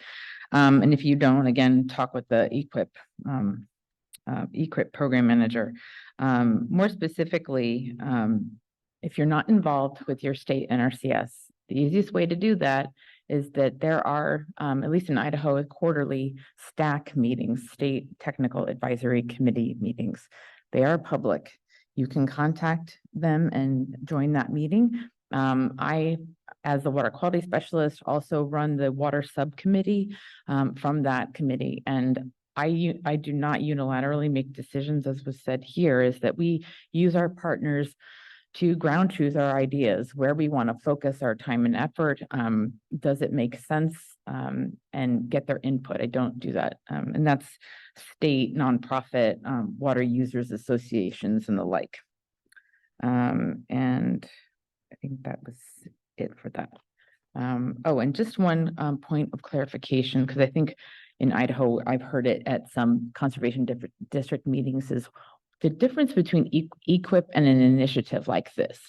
The difference is, for all you in the audience, is that general EQIP for a producer that wants to participate in implementing these conservation practices means that that cost share is about 50%. When there's an initiative like NWQI or source water protection that I presented on Monday, that means up to 90% cost share. And that varies from state to state. It's a state conservationist or the state director's decision of what that percentage will be. So there, we're trying to incentivize conservation, kind of the carrot. I'm trying to encourage more. And that's the difference between general EQIP and these initiatives that we've been talking about. Okay, drivers for expansion in Idaho. The 2018 Farm Bill was the biggest game changer and why I have a job, which is fantastic all around. But in 2018, thankfully from ASDWA, the Association of State Drinking Water Administrators, lobbied very hard for the 2018 Farm Bill to bring in source water protection. Because before NWQI was mainly just focused on 303D listed impaired water, so just surface water, ignoring the groundwater. And again, in Idaho, 95% of our drinking water comes from the ground. So, and that's a big miss considering our nitrate issues, which is our second biggest driver is our high nitrates in Idaho. We have 35 nitrate priority areas designated and delineated in the state. And then we also, as a Western state, we have drought and use issues, and the recharge is not matching that, matching with that drought and use. And I talked about that on Monday also. And outreach. And I don't have to preach to the choir. You all know outreach is the game, is what we have to do because it's voluntary. We have to let people know who we are, what we do, how we can collaborate, all the ways that we can collaborate. And they're pretty long, as we learned this week. So I attend as many meetings as humanly possible. And that's a tough call, just being one person in the state. But conservation district meetings are really, really important. You have to get in front of those folks. You can't really Zoom them or Teams them. You have to get in front of them. Meet them where they are, meet them where they're at, as we've heard this week. Watershed groups, through a few, we have Bureau of Reclamation in the West. I know that's not an option for you in the East. But we have 3 new watershed groups that have formed since the fall. I'm so excited about that. I'm participating more in some than others, and some are just kicking off, but through a Bureau of Reclamation Water Smart grant, we have 3 new watershed groups. So that's a point of collaboration now as well for us. All the state agencies, as you've heard, I worked at DEQ, so it makes my job really easy because all those people were my former coworkers and some have become my friends. And so it makes collaboration for me very, very easy. All the other federal agencies in the state, obviously, we also have Bureau of Land Management in Idaho. So that makes another point of collaboration for us. The rural water associations, don't forget them. They write, and at least in Idaho, they help our cities write their source water protection plans. And then we have statewide collaboratives on groundwater. We have a groundwater education committee. We have a harmful algal blooms committee, and I sit on those to bring in the agricultural voice. And of course, nonprofits like Trout Unlimited, Ducks Unlimited, Nature Conservancy, and then we use obviously social media and web pages, designing web pages to talk about NWQI in Idaho and source water protection in Idaho. So you saw these on Mondays. These are our state designated areas. Again, the nitrate priority areas and the groundwater management areas. And this was our focus. These all are areas of impairment. There's many TMDLs across the state. And so in Idaho, this is where we're at. So most of our proposals come from the conservation districts supported by the Idaho State Water Conservation Commission. It's a state agency. All the proposals we have received since I have been there in October of 20 have all been multiple HOC 12s, as was talked about. You can submit more than one watershed as long as they're contiguous. And they're all under the same TMDL, most of them. Started in 2013 with 3 HOC 12s. And now we have, I can barely say that, 18 in the planning phase and 15 in the implementation phase, and we just had 13 graduate into implementation this year. I think that was in due large part to the gap of no water quality specialists on our state for 6 years. Really, there was not a lot of focus on it, but since I've been there, that's been relatively easy to change. So I'm excited about that. Let's see. The big news this year is that we have our first NWQI planning phase proposal that was submitted by Idaho DEQ, and it was approved. So we move forward. We will be putting together an MOU between NRCS and Idaho DEQ going forward. And this will provide support and enhance reasonable assurance regarding a TMDL that they are currently needing to update, which is great. And there's an opportunity here for us, NRCS, to improve data sharing and targeting projects and funds and talking about 319, all the things that we've talked about this week. And that's all I have. Thanks. Well, thank you again to all of our presenters. And I think we have about maybe 1 or 2 minutes for a few questions.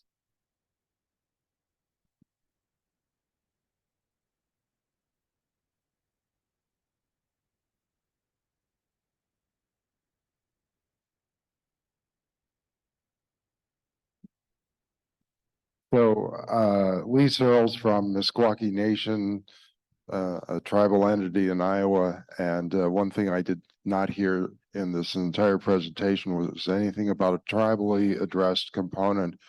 We've got a couple of state impaired streams going into our settlement. They are off the settlement, so they're on privately held land. And if we were to try to develop an NWQI for those streams working with partners, how does a tribe go about this? I'm guessing there are other tribal entities represented in the room who would want to hear something about this.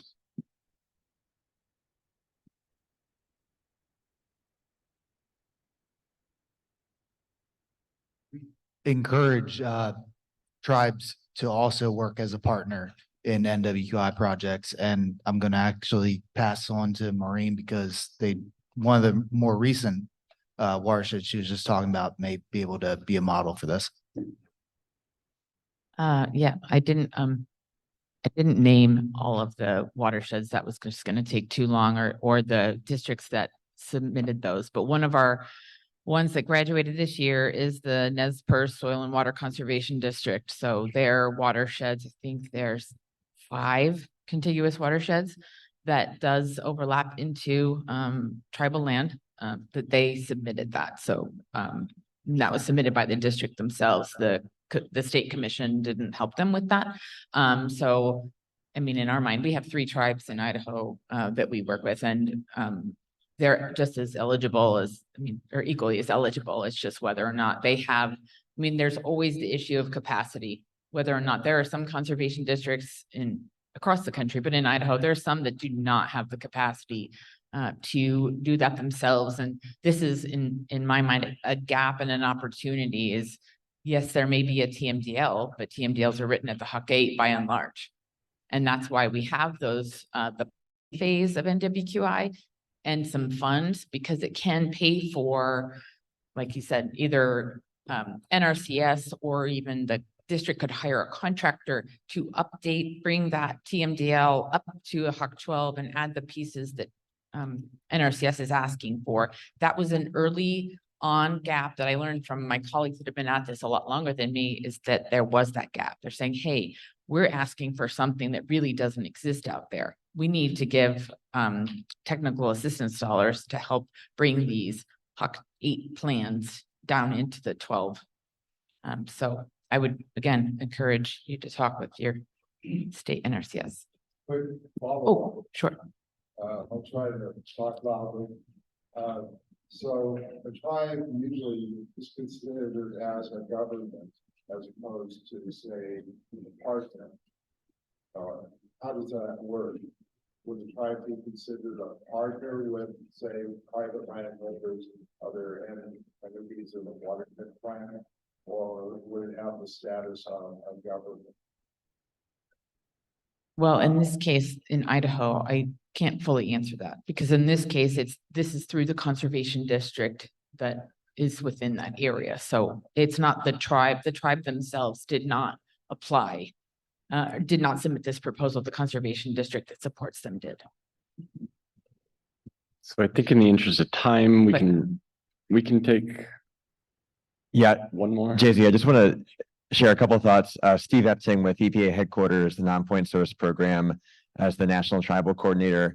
I would say, candidly, our work with NRCS to support tribal non-point source programs is catching up with the years of collaboration in support of state agencies, and that's an opportunity we're flagging for John and his colleagues. We've done some work, initial steps in the last couple of years to work with NRCS, Office of Tribal Relations. We have a leveraging guide out in the hallway that tries to distill in 10 pages who you might turn to as a tribal non-point source program in NRCS. There are NRCS tribal liaisons across the country, many of whom are located on reservations explicitly to support tribal producers and tribal governments. So that's a good place to start. I think what would help us at EPA support tribal non-point source programs is to hear where that's working and where there are challenges, and then we can work with NRCS to help address those. Thanks. Thank you. For those of you who have questions, we will close down now, but please come up and see us. Happy to speak in more detail. Thank you again to all of our speakers, and thanks for your attention.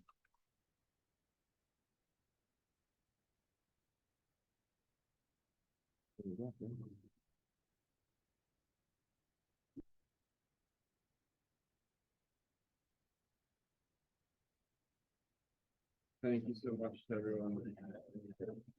Yeah.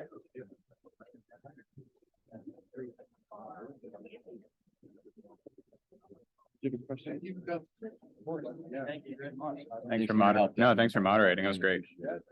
I wish we had more time for everything, but yeah, this could easily be a 5-day event. Pretty.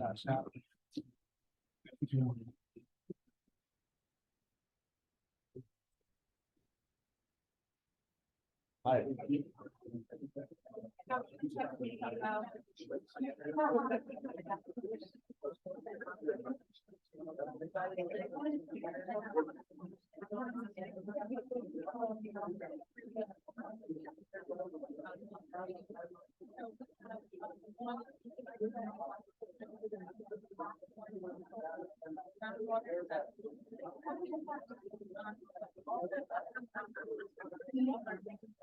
Yeah. And I mean, has there been?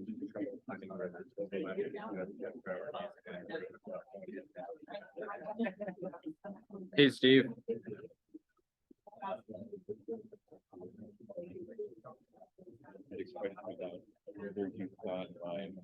YouTube link is not, and if it doesn't, that's not a big deal. I have a backup plan if it doesn't work. Okay, yeah, let me, But if it does work, then I was speed up my presentation to get to it. If it doesn't work, I'll just use my backup plan, so.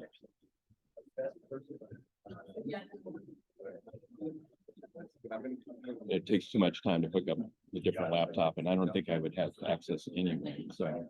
It's like the second to last slide has a link to it. There it is. I just want to see what it looks like in presenter view.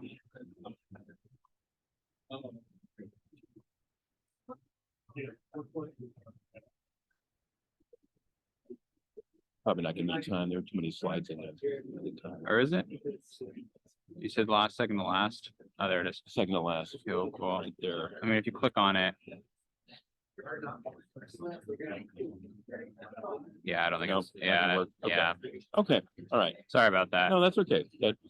I'll keep that slide up, just, and I'll mention that it's pretty cool, and if people want to write down the YouTube Yeah, yeah. link, they can, and it's. What you can always do is you can do this real quick here. You can tiny URL it.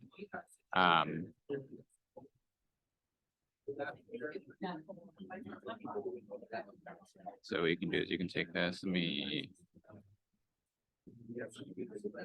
Link.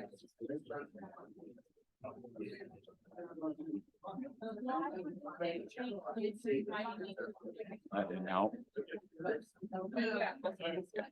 Well, at least that tells me that it.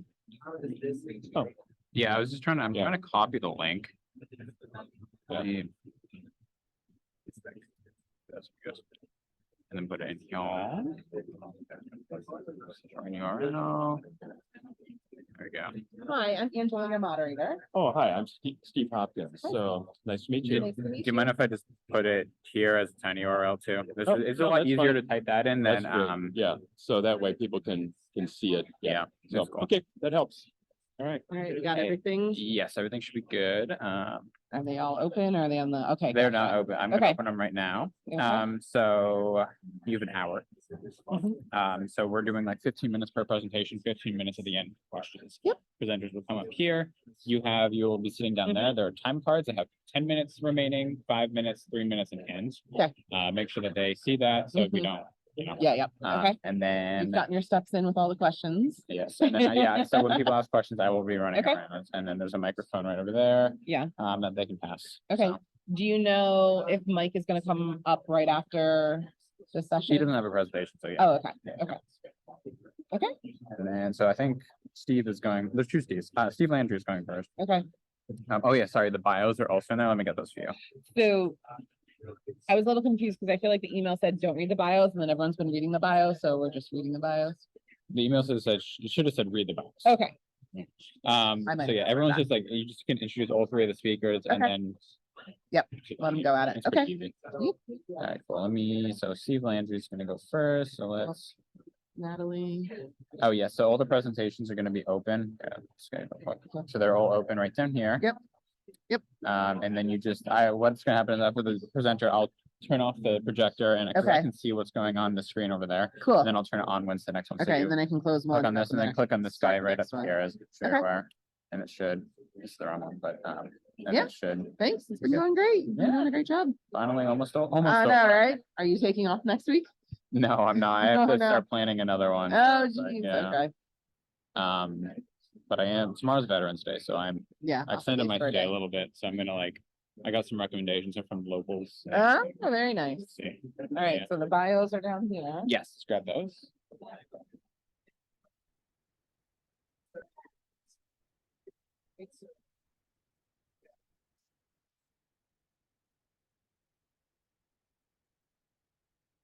Yeah,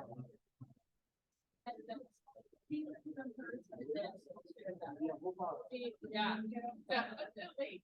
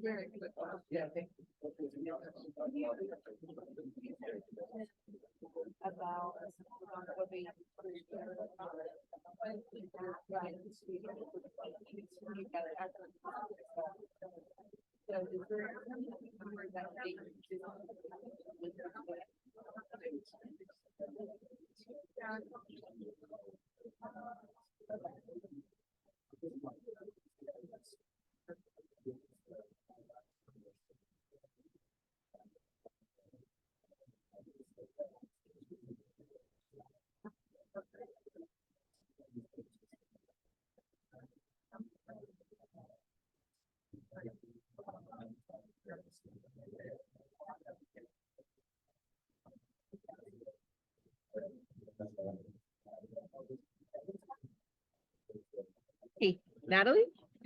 Hi, I'm Angela Padaletti. I'm your moderator. Nice to meet you. Thanks for being here.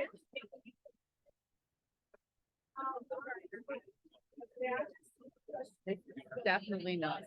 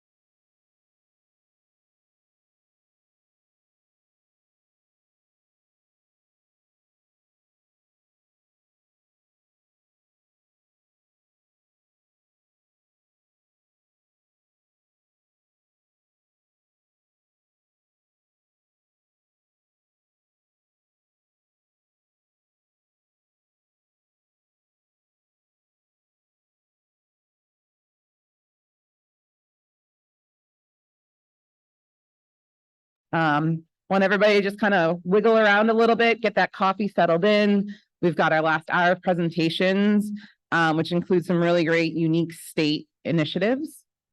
So thanks for hanging in there and pushing your flight a little bit later so we can learn a little bit more. We're going to start off the presentations with Stephen Landry. Steve started his career at NHDES as a biologist before transitioning to the Nonpoint Source Management Program. Steve was the agency lead on 2 of the largest river restoration and stabilization projects in New Hampshire, and proudly co-coordinated 3 dam removals and stream restoration projects that all led to Nonpoint Source success stories. Today is the Nonpoint Source, lots of thumbs up over here, management program coordinator for New Hampshire. Steve works alongside his tireless colleagues on stormwater management, NWQI partnership, 604B, and Section 319 grant management, Clean Water State Revolving Fund loan allocations for stormwater and watershed planning. So you've got a lot of work going on there. All my people. Soak Up the Rain, New Hampshire, and the Green SnowPro Salt Reduction Program. Outside of work, Steve can be found training for or recovering from competitive athletic events, and he should have given up years ago, enjoying terrestrial, subterrestrial, and aquatic realms with his wife and managing the NPS pollution generated by his cats. Please welcome Steve.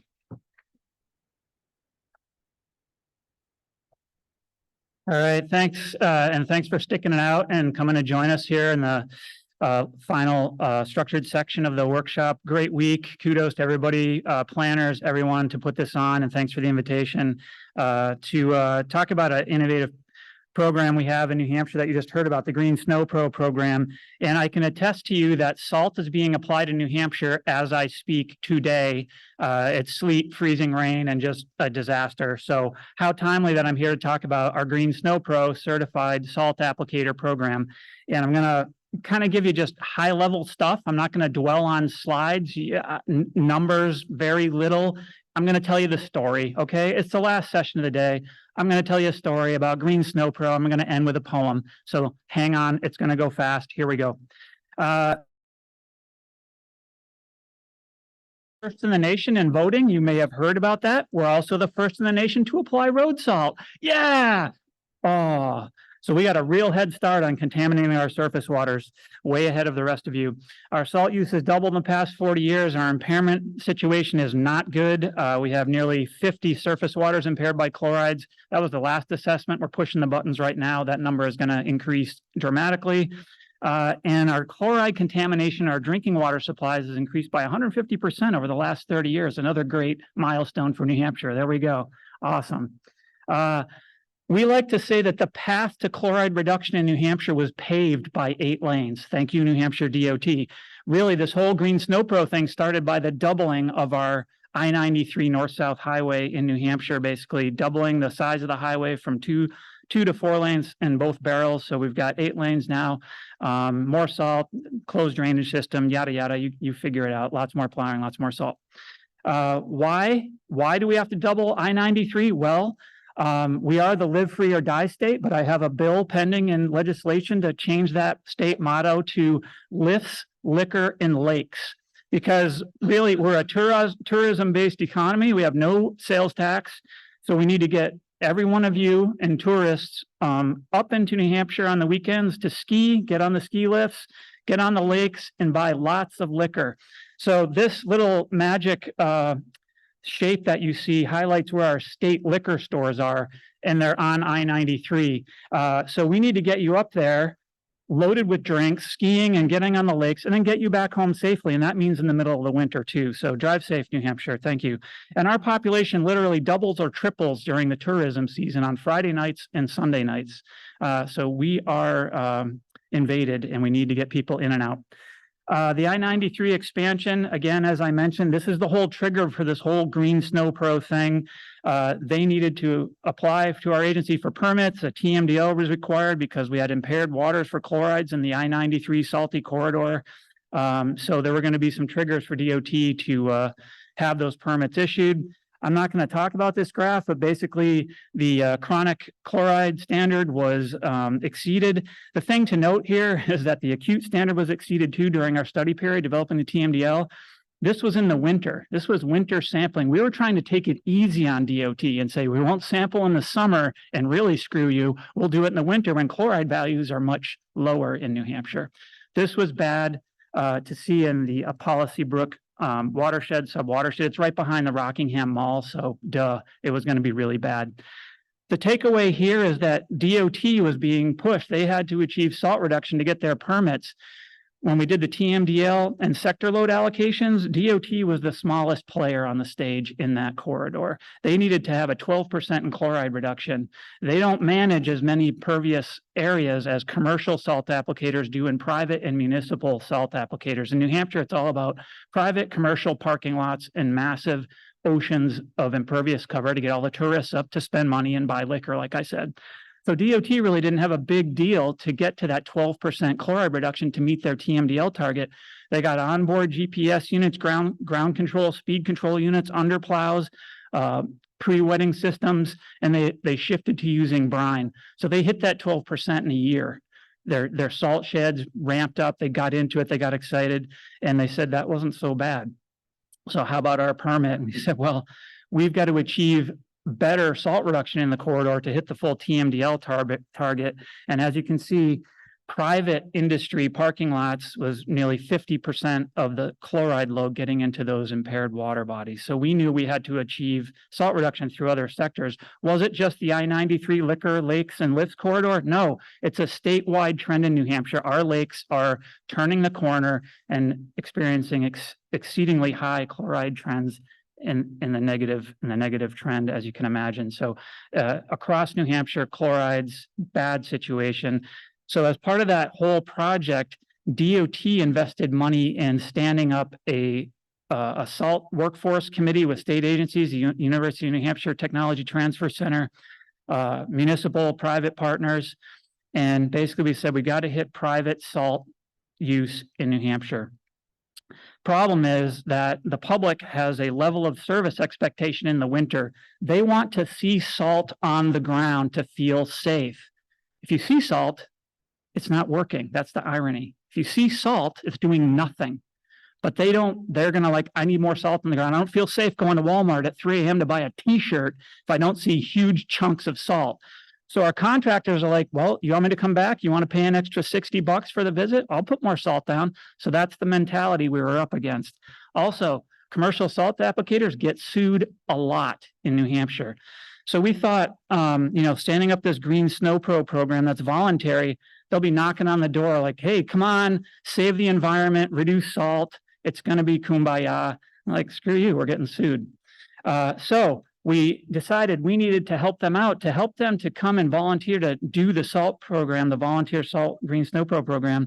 We had a House bill passed to stand up the voluntary program. And in the first year, we got several dozen applications, some green SnowPro applicators. They bought into the Kool-Aid we were trying to sell. And they said, yeah, we'll get certified. We'll pay to participate in your program and do the right thing by the environment. Wasn't good enough. And then we found a New Hampshire legislator who happened to be a landscaper, happened to be a snow and ice manager, served on the Public Works Committee. And he said, the only way this is going to work, DES, is if you give these these snow and ice manager salt applicators limited liability insurance protection against slip and fall claims. That's the only reason this is the only reason they're going to partner with you and save the environment. So we thought about that. He did some back dealings in New Hampshire. That's the way business gets done. This bill got passed, and we now offer limited liability slip and fall protection for commercial green SnowPro applicators who stay certified with our program. This was the big carrot, and we tripled the applications that came in the following year. So people were responding because they're like, hey, we might not get sued. Thanks, Green SnowPro. They didn't really care about what we were trying to do about chloride trends. They just don't care. They just don't want to get sued. So this was the big thing. This is why the program is up and running. Our goal is always like maintain public safety, reduce salt. We want applicators to put down the right amount of salt, the right product at the right time in the right conditions. The other benefits came with it that they realized slowly in the months and years following their participation in the program, which is better efficiency. They reduce costs. We provide more documentation, environmental quality improves, liability goes down. This is kind of a big magic formula. How do people get Green SnowPro certified? They have to get trained first. They have to take a 4-hour course. They have to pass a written exam and demonstrate their proficiency in being a responsible salt applicator. We have online options, hybrid options, in-person options, you name it. Then they get certified. Our agency issues their certification. So they have to train, demonstrate that they're trained, then they apply for a certificate from us. And like I said, we have a bunch of options with our partners from Smart About Salt, SIMA, and University of New Hampshire Technology Transfer Center, but also to reduce their cost to pay for training, we will approve them as master trainers to train their own crews now. So they save thousands of dollars, because costs for a course can be like $120 a whack. And if you have 45 subordinates putting salt down, it's cost prohibitive and they won't do it. So they have the ability to do this, and a lot of people take advantage of it. It's a 2-page form to apply. We keep it simple because some of these people don't even own a computer. They have to report their annual salt use, where they did it, how much they put down. And just to give you a sense of how much salt goes down in New Hampshire, 400,000 tons a year on average go on the ground, 1,000 more for dust control, and each commercial snow applicator is putting down 30 tons per single property they manage each year. It's a lot of salt. So we're trying to quantify that, and by participating in this program, we're dialing that in better. We know regionally where salt is getting applied, how much, and when. They get a lovely certificate suitable for framing. They can share it with their parents, put it on the fridge. Just to give you an idea how many certificates get issued last winter, 542. Can kind of see the trends here. And the interesting thing to note is the far right of that, those purple certificates, that's subordinates. Those are kind of seasonal staff that get hired. That shows you the severity of icy winters, basically. So they're going to bring more staff on when the winter severity index is worse. So it's kind of an interesting trend. I just want to show you at least one graph. So limited liability, how does it work? Did it work? Well, since the program started in about 2013 through 2022, most slip and fall cases were settled immediately or didn't go through the legal system as far as we had hoped, because our commercial salt applicators weren't keeping the records required under the RSA. They would forget to get recertified. They would forget to take their 2-year refresher course.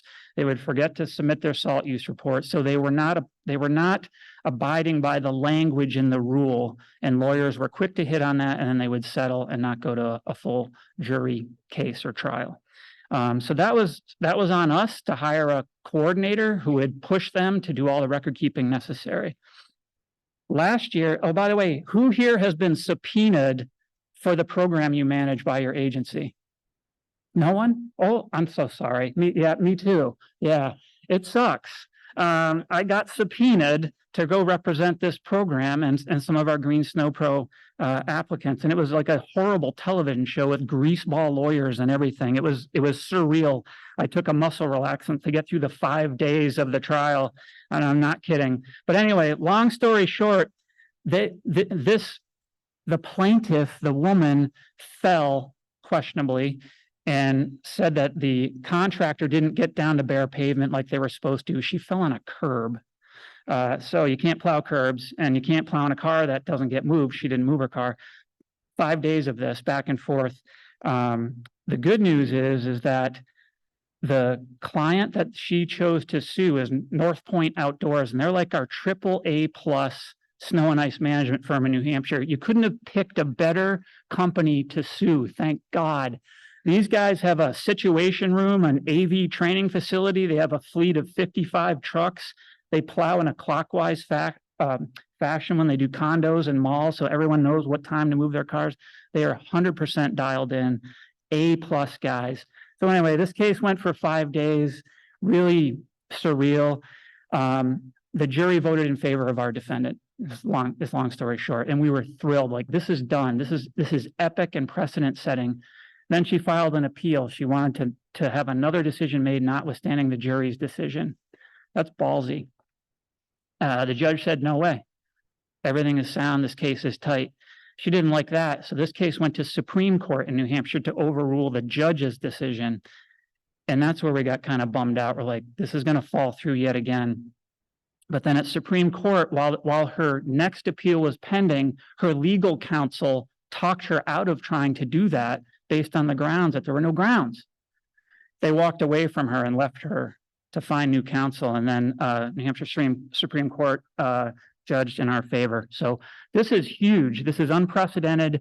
And now, fortunately, unfortunately, it makes more work because we have to educate the legal community now as to how this court case changed the game. If they do everything they're supposed to do under this liability protection rule, they should be held unliable. So, and that's not just for the commercial salt applicators, it's for the company that hires them. So in this case, the condominium owner, they were free of any liability as well.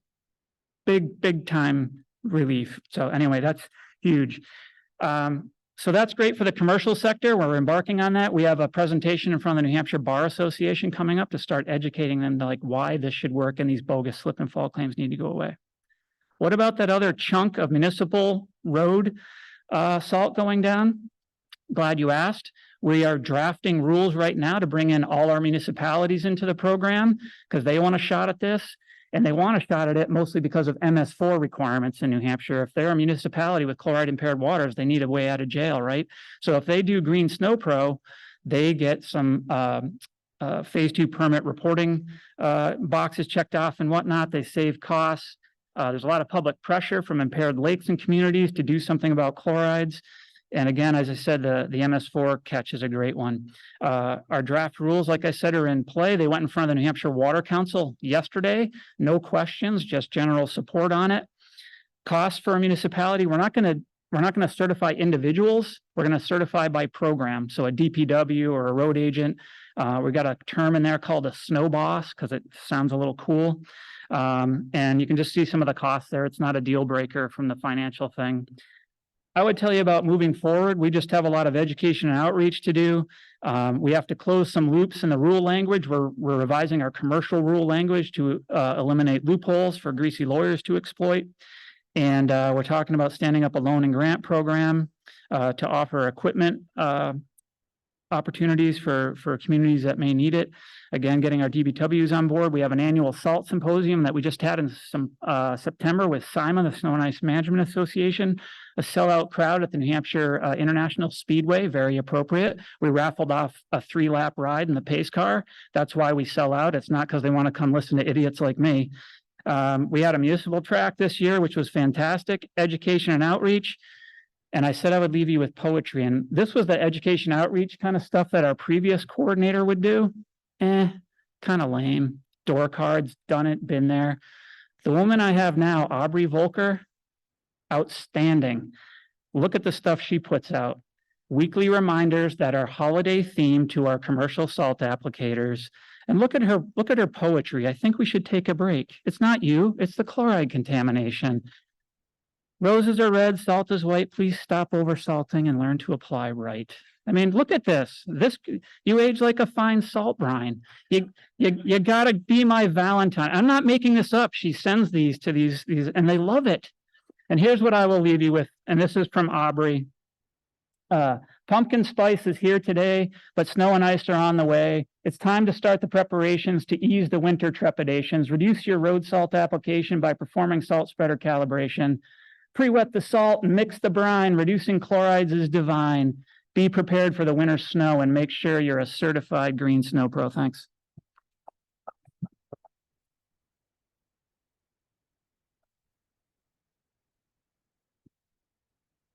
Thank you, Steve. I think we all know where we're getting our Valentines from next. In just a few months. I'll let her know. Appreciate that.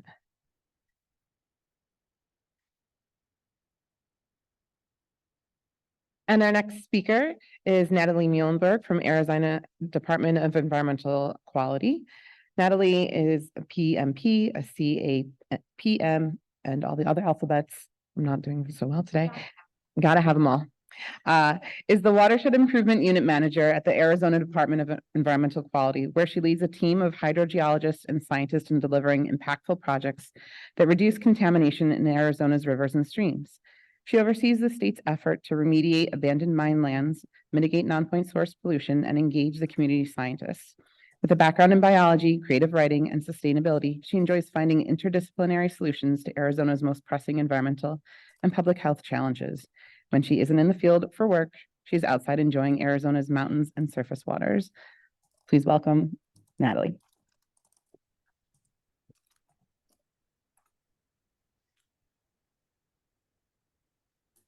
Thank you, everyone. Last session. Thank you for hanging in there.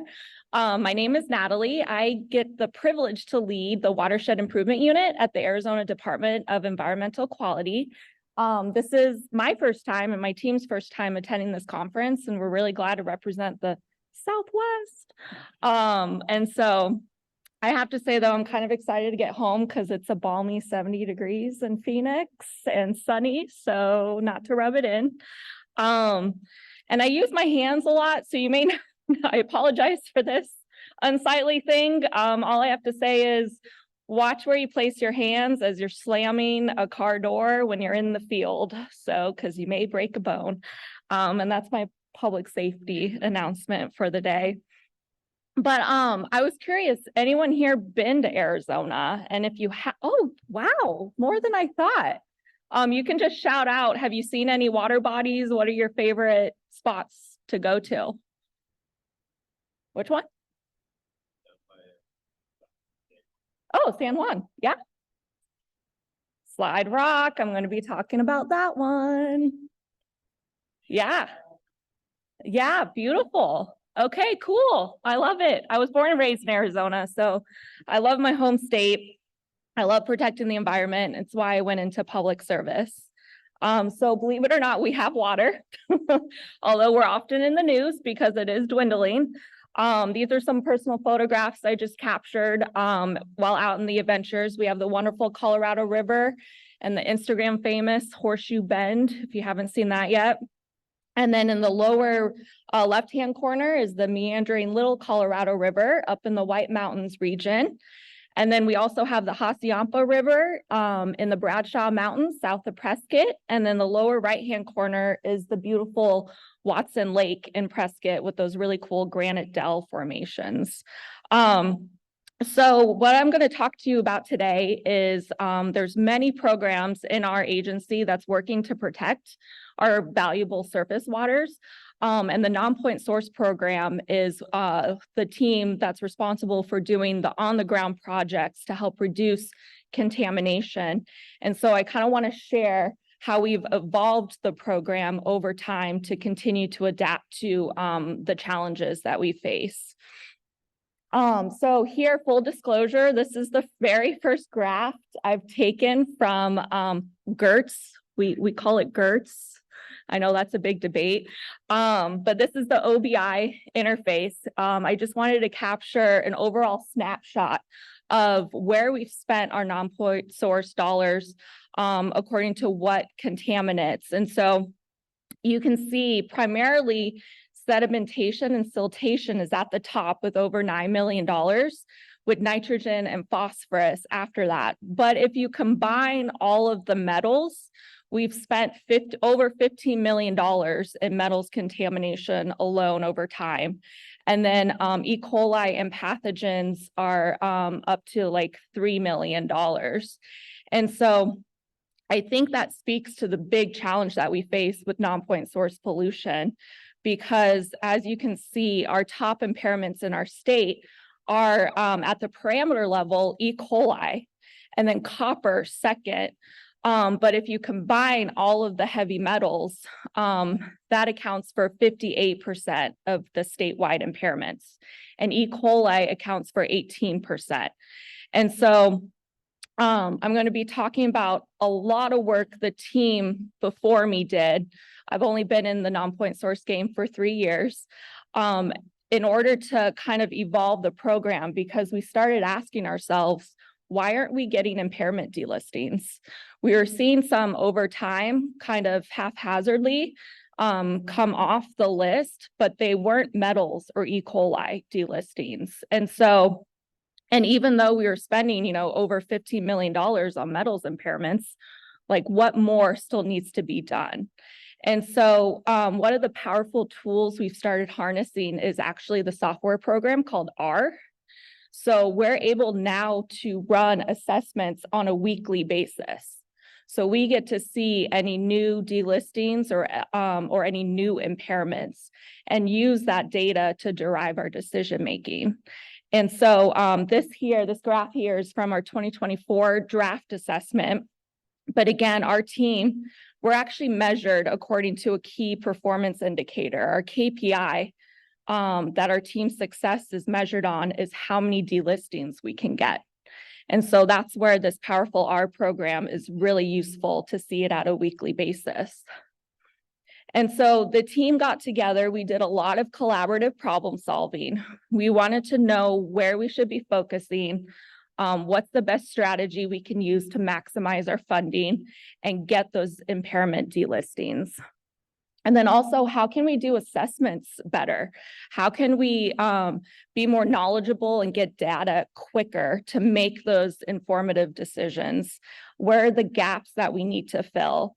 And how do we drive results, not only with our team, but also with external watershed groups and other federal agencies that we partner with? And then how can we streamline those tasks or those projects that are required, but maybe not really lead to outcomes? How can we streamline those so we can spend our valuable time on innovating our processes and using better technology? And so one of the big changes that our program went, we actually changed from the typical subawarded competitive grant paradigm to now an agency directed paradigm. So we've identified certain watersheds in the state, certain impaired water bodies for metals and E. coli, and we've directed funding to projects we've identified through established TMDLs and watershed plans, because those were a wealth of knowledge of pollutant sources that we knew we can do projects on. And then we also wanted to work in watersheds that have engaged stakeholders, and we knew we could have a tangible impact in water quality. And we knew there were other partners with other available funding outside of 319 that we could use. And so what does that look like? Does anyone know the 5 C's of Arizona? Copper's one of them. So for metals, we're a mining state. So it was all the folks coming out west trying to strike it rich with their pickaxes and their mules and their dynamite. And so for the metals, we focused a lot on remediating abandoned hard rock mines. So this is a really good example, 3R mine that we finished in 2021. It's south in the beautiful Patagonia Mountains. And it was just discharging. It actually had waste rock and mine tailings within the tributary that was causing non-point source discharges of metals. And so through our post-project effectiveness evaluations and monitoring, we've seen provisional delistings for beryllium, cadmium, and zinc from this site, which is a huge success for us. We still see, though, impairments for copper, nickel, and pH. So part of our process is to continually revisit the site, see if there's anything more that could be done, and monitor the water bodies to see if those can eventually come off. Another kind of poster child for success is our Hillside mine site. This one was remediated in 2019. It's up in Baghdad, Arizona. This was a really big abandoned mine site, of course, near a water body because the miners needed water to do the processing. So it was discharging into Boulder Creek. Boulder Creek did not look good. And so now we're actually seeing fish return in the stream, and we've seen delistings in beryllium, copper, and manganese and pH, but there's still some of those impairments for zinc and arsenic hanging around. We are a naturally mineralized state, so a big question we ask a lot of ourselves is how clean is clean enough with these sites? And so I don't really have an answer for that yet, but it's something that we continually assess since we do spend upwards of millions of dollars remediating these sites. And then for E. coli, if there's anything I've learned working in water, it's that poop is everywhere. So Oak Creek, Slide Rock State Park near Sedona. This is a water body that's being loved to death because it's so beautiful. But also it's being loved. There's a lot of people in the watershed that want to protect it and want to be good stewards. So we've partnered with over a dozen of nonprofits, the Forest Service, state parks. We've done a whole suite of projects here to reduce E. coli contamination. These projects were identified in a watershed plan. We've done pet waste stations.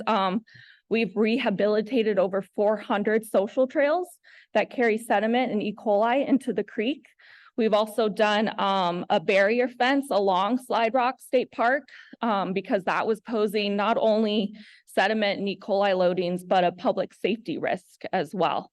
And so this has been really valuable. We've seen a steady decrease in E. coli exceedances. And our standards team is actually working on revising the E. coli standard. And once that's revised and passed, this water body will eventually be delisted for E. coli, which is a huge success. Another 5C of Arizona is cattle. We have a very strong ranching history.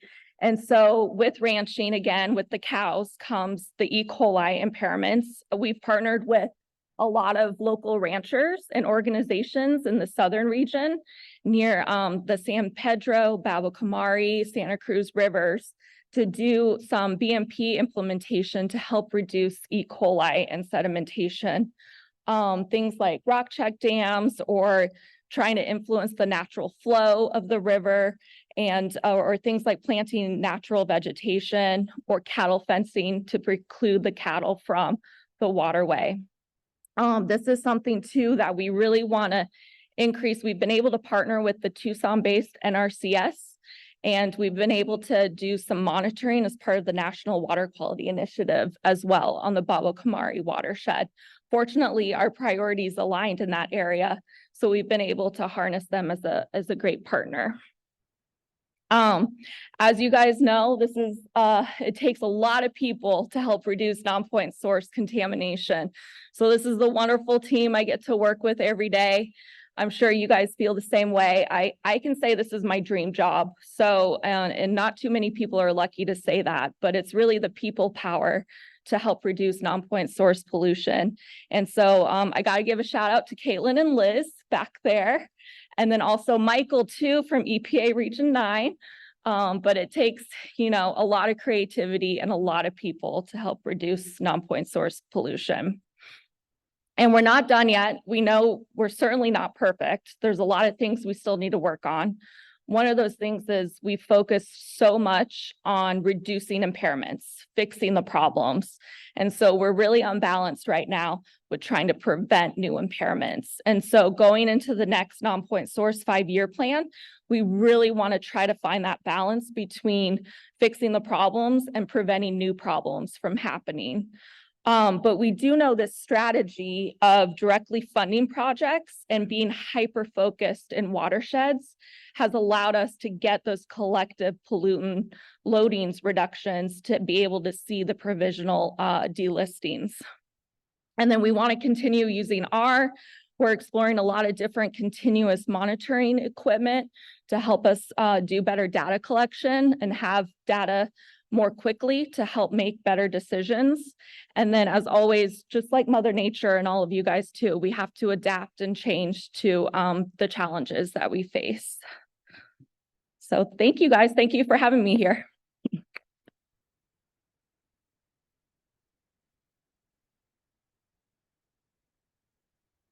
Thank you, Natalie. All right, one last one. Everybody like do a little wiggle. Come on, everybody, do a little wiggle. Come on, we're almost there. Doing good. All right, we've got another Steve amongst us.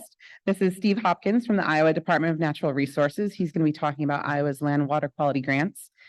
Steve is the non-point source coordinator in the Iowa Department of Natural Resources, DNR, where he manages EPA Section 319 grants that funds watershed projects and other water quality projects to improve Iowa's lakes, rivers, and streams. Steve has been with Iowa DNR for 23 years. He has served as the non-point source coordinator for 17 years and has worked in natural resource protection for 39 years. Thank you, Steve. Prior to working in the NPS program, he worked with the public drinking water, private water wells, and on-site wastewater programs in Iowa DNR. He's also operated one of the first dairy farms in Iowa to use prescribed rotational grazing practices. He has a BA in human ecology from Luther College in Decorah. I looked it up, I got it wrong still. And an MS in land resources from the University of Wisconsin-Madison. Thank you, Steve.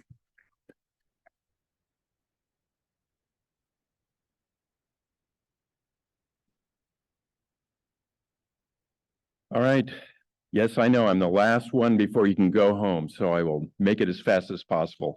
I'm Steve Hopkins with Iowa DNR. I'm the Nonpoint Source Coordinator. As you heard, it's really a privilege and an honor to speak at this conference. And I wanted to give a shout out to my Iowa DNR 319 team. They're great. They manage a lot of projects, and we manage a lot of projects. And I'm going to be talking about one of those projects today. And the name that we call it is our State Land Water Quality Grant. And oftentimes for short, we'll just say State Land Grant. And I was inadvertently, I accidentally put one more word grant into my slide. So I have the word grant in there twice. So it's really not a typo because it's spelled correctly. It's more of a thinko. In my head, I was thinking State Land Grant, but I'll be giving you a description of what that State Land Grant does and what we're trying to accomplish. To give you background, like Kansas, the state of Iowa has a tiny amount of public land. We have only about 2% of our land that's public, which means the other 98% is private land. Most of the water quality funding that Iowa has is for private land work. So we have this chronic lack of funding for doing anything on private lands. And so on a lot of our public lands, we experience gully erosion, sediment, invasive species, and we have algae in our lakes. And so this particular photo is showing you just one of the gullies that we ended up repairing at Lake Darling State Park in southeast Iowa. Just to show you a little bit of the stream bank erosion that we have within the state. This is not uncommon to see this in our creeks or rivers in the state of Iowa. We also have on our public land a big pile of dirt, of sediment at one of our premier trout fish hatcheries in Decorah, where I happen to live. And on the left is the photo of the spring that is the source of water for the trout that are being raised at the Decorah fish hatchery. And coming out at that spring is highly turbid water from sediment from the farm fields up in the watershed. And so they are able to divert some of the sediment in those waters. And that's what you see is a big pile of dirt that accumulated after only about 3 months of time. The consequence of having that much turbidity in water at a trout hatchery is that at the Decorah fish hatchery, they're unable to feed the trout for about 50 days per year because the water is too cloudy for the fish to see the fish feed. So why this grant program? Well, in addition to some of the things that I've mentioned before, we're really trying to set an example. We're trying to walk the talk. We're on private land, we're encouraging private landowners to talk about improving water quality. We need to do the same thing on our land, on our DNR managed lands. And we want to improve water quality, but in particular, and this is why I've highlighted these words, we want to demonstrate innovative practices to Iowans on our public lands. We had a previous project, and we're still working on this project that we called the State Park and Properties Project. And that was where we were putting some 319 funding into various types of innovative practices on state lands. And so I'm highlighting a couple of them here. We were able to fund a couple of bioretention cells that were on the grounds of the Iowa State Capitol. And we also funded a bioswale at the governor's mansion, and that's what the photo is here. These projects were effective, but they do take a lot of staff time. So for this particular, the photo of the governor's mansion project, my colleague Steve Conrad, he spent a lot of time working with the governor's mansion staff, trying to make sure that project went well, and it did go well. The one thing that I would say about this State Park and Properties Project is that many of the projects were our ideas. It was our 319 team that came up with the idea, and then we went out and reached out to our partners to say, hey, would you consider a bioretention cell on this land? And it took a lot of meetings, a lot of work to get them to buy into it and then to get it to work properly. And in some cases, we missed opportunities where we found out that a parking lot had already been repaved where we had wanted to put in pervious pavement, and we found out about it too late because our DNR engineering staff didn't notify us, even though we had asked them to. So what do? We created our own grant program, which we called the State Land Water Quality Grant, where in essence, we're turning it around. We're asking our DNR staff to come up with their own ideas and then apply for our funds to implement those projects. So we began this program in 2019. We have DNR staff that are in the Conservation and Recreation Division. So that's parks, fisheries, wildlife. Those are the folks that manage DNR property in the state of Iowa. So we allow them to apply for our 319 funds. And we also are expecting those projects to be managed by them, not us. So it helps reduce our workload, and they take ownership of those projects.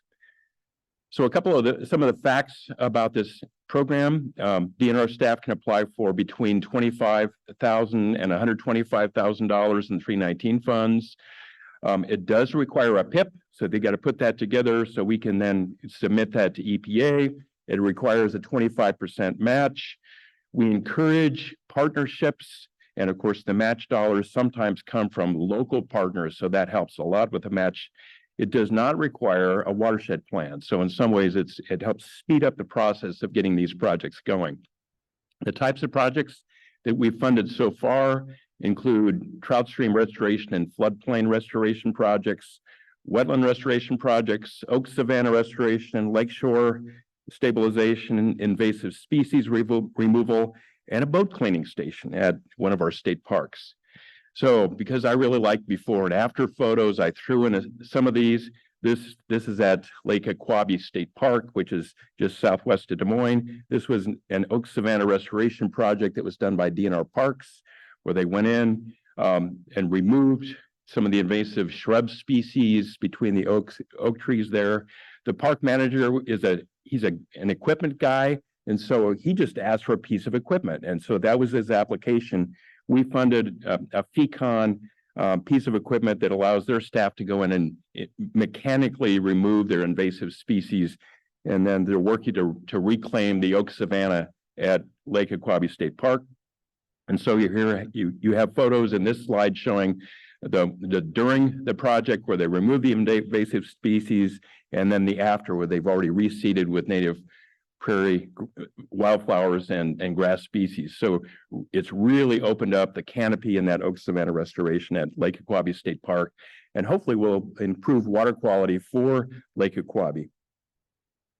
One of our trout stream restoration projects in Jackson County in Northeast Iowa is the Mill Creek Restoration Project. That was an application through our fisheries biologist, Dan Kirby. The before photo, even though it's in snow, is showing an incised stream where there was a lot of stream bank erosion going on in Mill Creek. The project involved Dan working with the contractor to reshape the banks to a 4-to-1 slope, and then reseed with native prairie vegetation, and it's now become one of our premier trout streams in that particular area. Another one of our trout stream projects that just got completed this year is the Little Paint Creek Restoration Project. So once again, you can see the before and after photos. Little Paint Creek is within a really unique area in the state of Iowa. It's in Yellow River State Forest. It's an area with 500-foot hills, which is very unique for our state. Little Paint Creek is again one of the premier trout streams in the state of Iowa. And you can see the before photo showing the excessive stream bank erosion on Little Paint Creek. The same type of work was done. And then this was another one of our DNR fisheries biologist, Mike Sipker, who led this project. And also he partnered very closely with Trout Unlimited for their driftless area chapter to reshape the banks, reseed it with prairie and wildflowers, and put in rock in the toe slope. And it looks really great right now. In addition, I wanted to mention some of the other neat things that are going in part with our state land grant program, but also in partnership with some of our 319 watershed projects. And that's the reintroduction of native South Pine Creek brook trout. We've reintroduced them in 2 of our 319 watershed projects in Northeast Iowa. in addition to Little Paint Creek and Yellow River State Forest downstream. And it's actually led to success in the state of Iowa, where in 1980, we only had 4 stream segments in the state that had naturally reproducing trout. So this is one of DNR Fisheries' success stories that they talk about. Now, in 2023, we have 89 stream segments that are in what they call Category 1, which is, these are segments that have naturally reproducing trout without any stocking of trout in those streams. And in addition, there are another 23 streams that are in what they call Category 2, where they have inconsistent natural reproduction, but there's still another 23 streams with naturally reproducing trout. This is all because of improved in-stream habitat, watershed practices, and as well cold water genetics. And of course, you notice the big fish photo. I had to throw one of those in there, and that is an Iowa trout, believe it or not. Telling the story is another part of this grant. We want to make sure that we're also telling Iowans what we're doing. And so we're doing this through interpretive signage. We're also we're in collaboration with our River Creek and Watershed signs. We put together a couple of short videos about the Mill Creek and Little Paint projects. And then our staff who are managing these projects are also giving presentations about their projects. So here are a couple of photos showing an interpretive sign that was just installed late this year within Yellow River State Forest, showing the work that was done at that Little Paint Creek restoration project. Here's another interpretive panel that was installed at the Mill Creek project in Jackson County. This is a really beautiful site, and hopefully that helps tell the story to those folks that stop and take a look at that site. And I feel this is in sync with some of the other work we're doing to install watershed signs and creek signs. And we've been doing this for a number of years, in particular through our DNR County Creek Sign Grant Program. So you see the Dry Run Creek watershed sign on the left with Josh Balk, who's in the back of the room, and he's in that photo, and the other dual sign with the Carnarvon Creek Source of Blackhawk Lake sign, and Ethan Teese, our watershed coordinator, who's here, is in that photo as well. So I wanted to mention there's this really cool YouTube video out. It's 5 minutes long about the Little Paint Creek project. So I would encourage you, if you can, click on the link at some point in time. The thing that's neat about this particular video is that in addition to describing the work, there are descriptions by our partners who help provide funding. It also includes time-lapse photography, so it shows all the work that was done to reshape the banks, to revegetate the banks, and then to show the final project, the final product, which is a really, really impressive restoration of Little Paint Creek.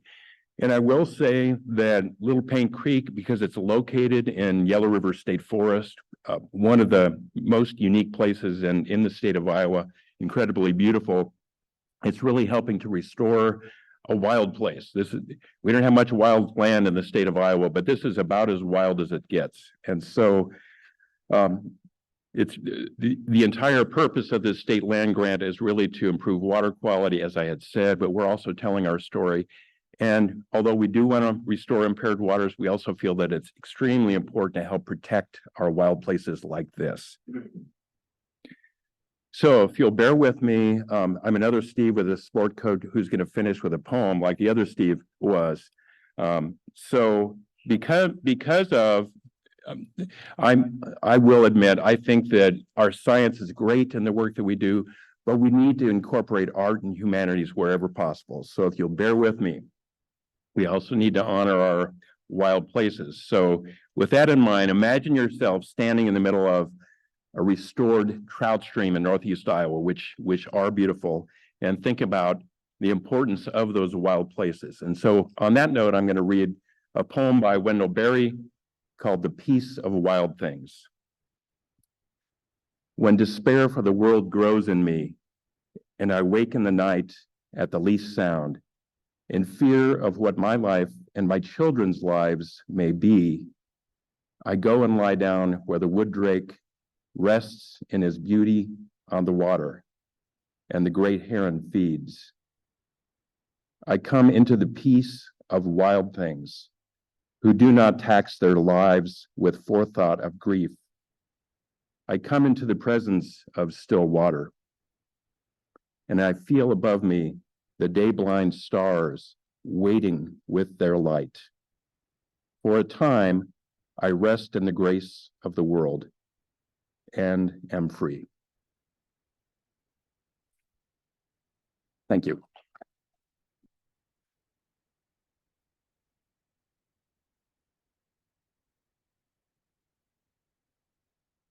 Thank you, Stephen. What a wonderful way to end this. I know we had our basketball game last night. I'm going to suggest next time maybe a haiku like competition as well with the Steves inspiring us.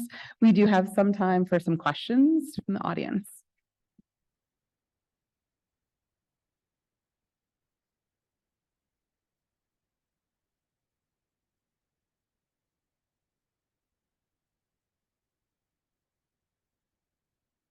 Fantastic presentations by all of you. By the way, you're very brave for presenting on the last day. This is a question for Steve Hopkins. So you said that with your state land grant projects that a watershed plan was not required. Does that mean that you use 319 program funding to fund those projects? Yes, 319 program funds. Okay.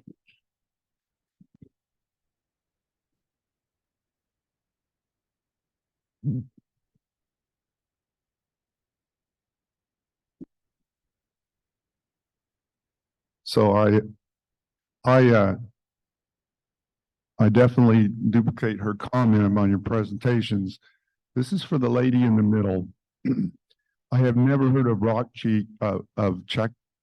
check dams being a practice to reduce E. coli. Could you kind of explain that, please? I'll try to do my best. Because that project predates me, but the basic of it is it captures sediment, and with that sediment, E. coli often travels in that. And so that's kind of the major design of that. Natalie, I have another question about the One Rock check dams, and that is, are you familiar with the work of Dr. Laura Norman, who is with the U.S. Geologic Survey? And she's actually going out there and looking at these indigenous practices, such as the One Rock check dams. And they have an excellent video called Regreening a Dryland Watershed that highlights some of the amazing work that's happening in Arizona. I am not familiar, but I'm going to write this down. Thank you. I have a question about the check dams. No, I'm just kidding. But it is a question for Natalie. You mentioned that Arizona is interested in, as you're thinking about the next 5 years of work, protection projects to prevent new impairments. I'm just curious if you could give us a bit more details about what that might look like. Ooh, a sneak peek. I know we're definitely going to keep focusing on metals and E. coli to get more of those delisting impairments, but I think we're also going to look at water bodies that might be close to having exceedances or close to being listed, so that then we can prioritize those for the proactive protection projects as well. I think we're still going to be focusing on historical mining districts that we're working in now. There's lots of different tributaries that we still haven't touched or done projects in. And leveraging, we work a lot with the U.S. Forest Service and use their federal funds to complement our 319 funds and they have a lot of abandoned mines on their lands that they want to clean up as well. And then we're going to be doing a larger strategy meeting for our future in Oak Creek. And I would actually welcome any ideas on this, because this is the first time we're encountering it, at least our new team. But we've, spent over $2 million and 4 years in Oak Creek, and we're seeing those decreases in E. coli exceedances. So now we're kind of trying to figure out what our next strategy is going to be. We have other water bodies that we need to go to, But our challenge is going to be, how do we maintain the work that we did in Oak Creek? And how are we going to keep engaging those stakeholder groups to become the new champions to maintain and carry over all that momentum? Hello, Phoebe from EPA Region 9. This question is also for Natalie.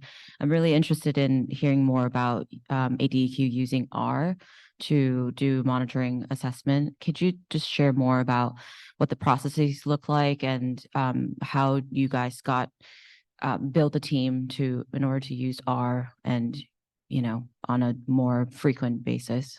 Sure. I don't have any direct experience in it, but our scientists. So basically, we got the program and then we just started doing team training on it. There's I think it's called Data Camp, that people can attend, do training on it. And then we usually set people up with kind of a small low-hanging fruit project just to experiment with R and experiment with the coding practices of it. And then I think what the typical process is, our senior scientist, he built a code in R that pulls data from the water quality database, runs the code, and then it spits out any new impairments or delistings based on our most recent sampling in the water quality database. And then that can also be, we use the Tableau as well to build the reports that shows the graph.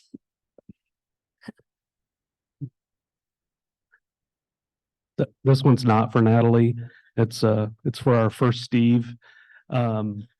It's interesting, the legal precedent that you're sharing, and you could start to think and extrapolate that out to lots of different approaches. And as I think about the issues we have across the country with nitrates and how great it would be if all of our producers were getting certifications on application rates and some other things along that nature, but not to maybe go to the extreme of these voluntary programs, but the precedent seems to be set. If you have any comments on that.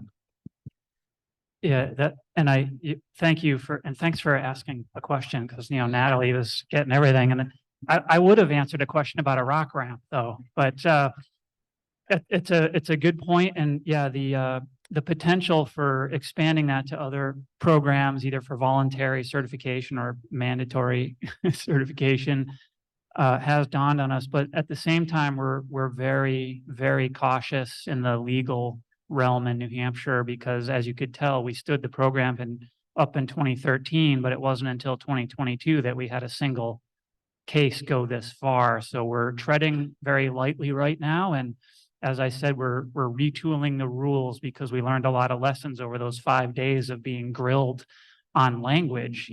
For one thing, we have a BMP manual for salt applicators that when we say they take training, they agree to follow the BMP manual, and they take their exam, they get certified, their certificates expire every year. They have to reapply every year and demonstrate that they're sticking with it.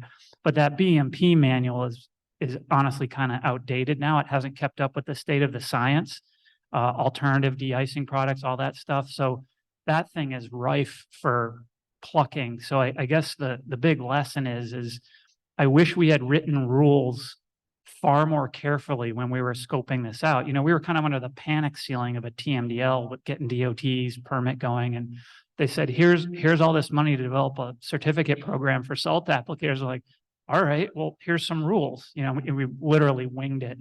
So having a little bit better experience now, we would probably start it over a little bit again.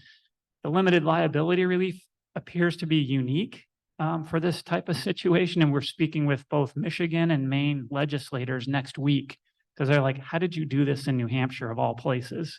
Because stuff like this normally doesn't happen. But again, we found a guy who was a legislator, as I said, owned a landscaping company. And if they're not planting, they're plowing, because people in New Hampshire have plows on for 8 months. So he was on the Public Works Committee. So he was really the reason why this all got passed. He's like, I'm not going to get certified by your program unless you protect me from liability. So that, it was like the perfect storm, no pun intended. So we got away with it and we're happy to have it, but we're blatantly honest when people ask us like, can you see this going anywhere else? Like, not just yet. Let's fine tune this a bit more over the next decade and see where we get. Probably a very long rambling answer. I've had a lot of caffeine, sorry. I just wanted to respond to your question, Natalie, about E. coli and what to do next, because I imagine this might be relevant for the rest of the room too. In Albuquerque, the Rio Grande is also impaired with E. coli, and it's mostly because of dog poop.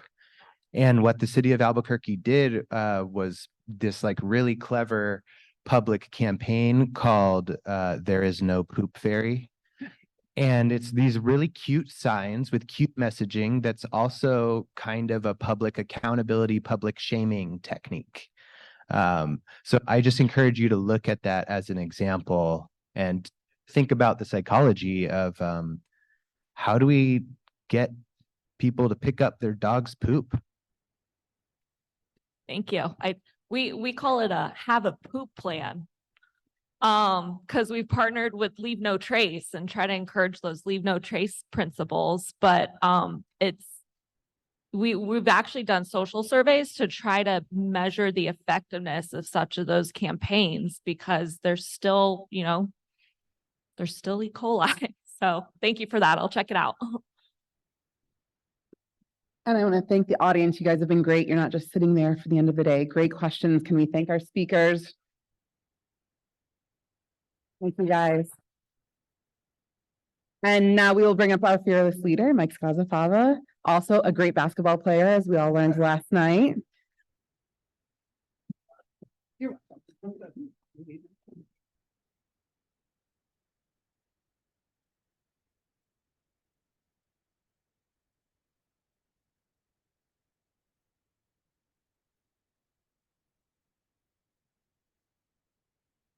Right. Well, we all have some flights to catch, so this will be neither long nor especially profound. But I wanted to start by thanking everybody for joining us this week, making your way out here, and it really engaging. I mean, I think in every session there was tons of questions, too many questions to get to. And so that really speaks to everybody paying attention, remaining engaged, and I just truly appreciate that. Could I ask the NEIWPCC staff to just come up here quickly for some thank yous? So. All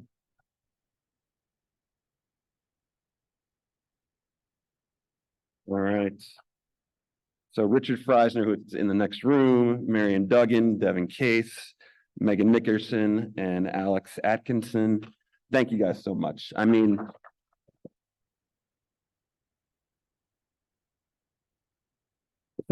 besides putting on such a great program, organizing this conference, the little touches such as the regional lunches, I've heard such great feedback about that.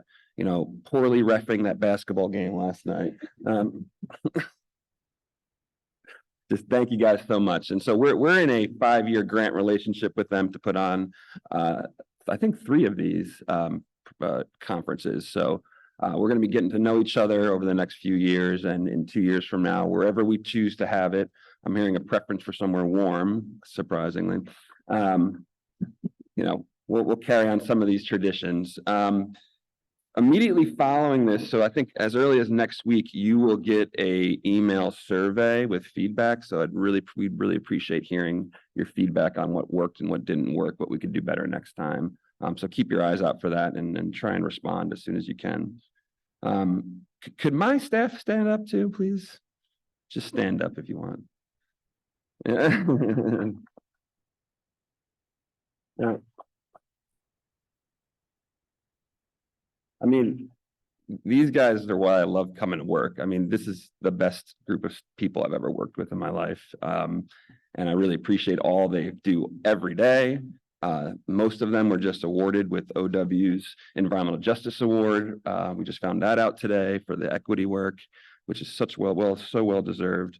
But the work they put in to all of their sessions behind the scenes, securing speakers, was just amazing. And particularly Margot.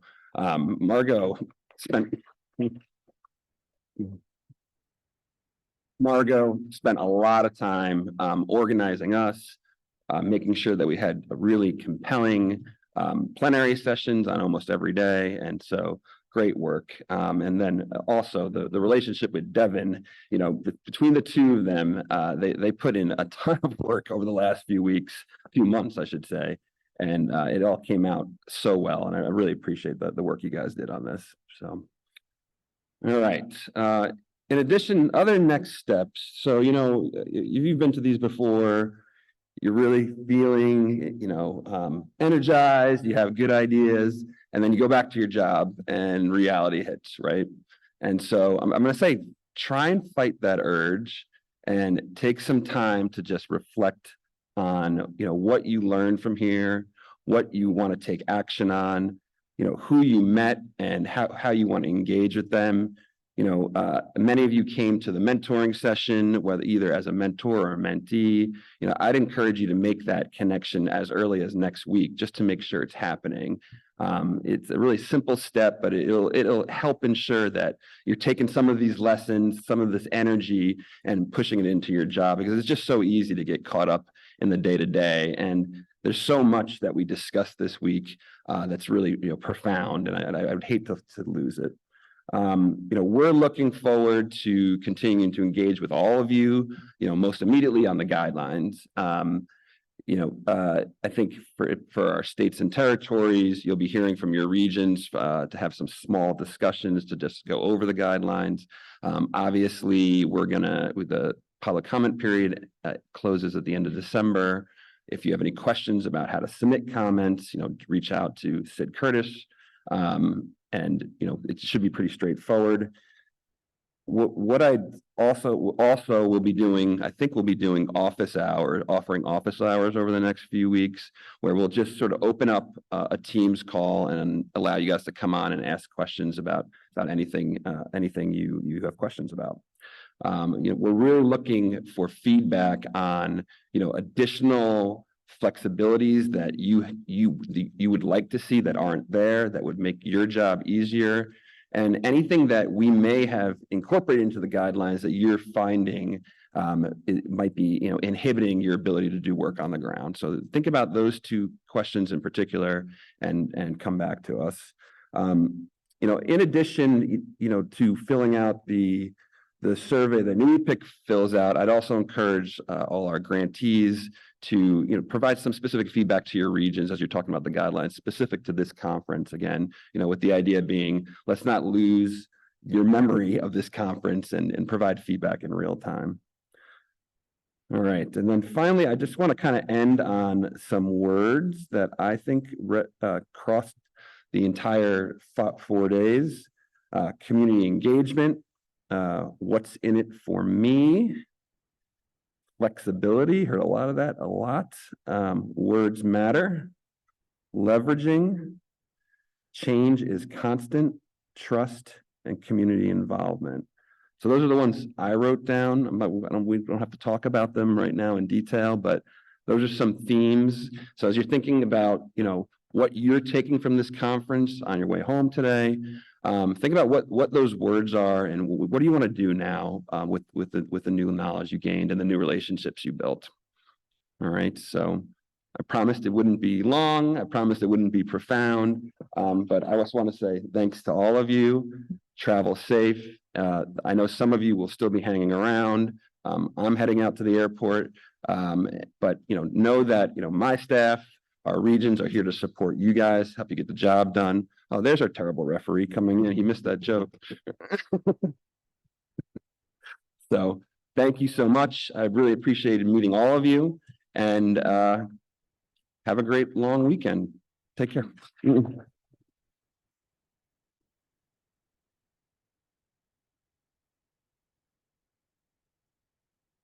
If you have a poster, they're behind the registration desk. They will be recycled if you do not pick them up.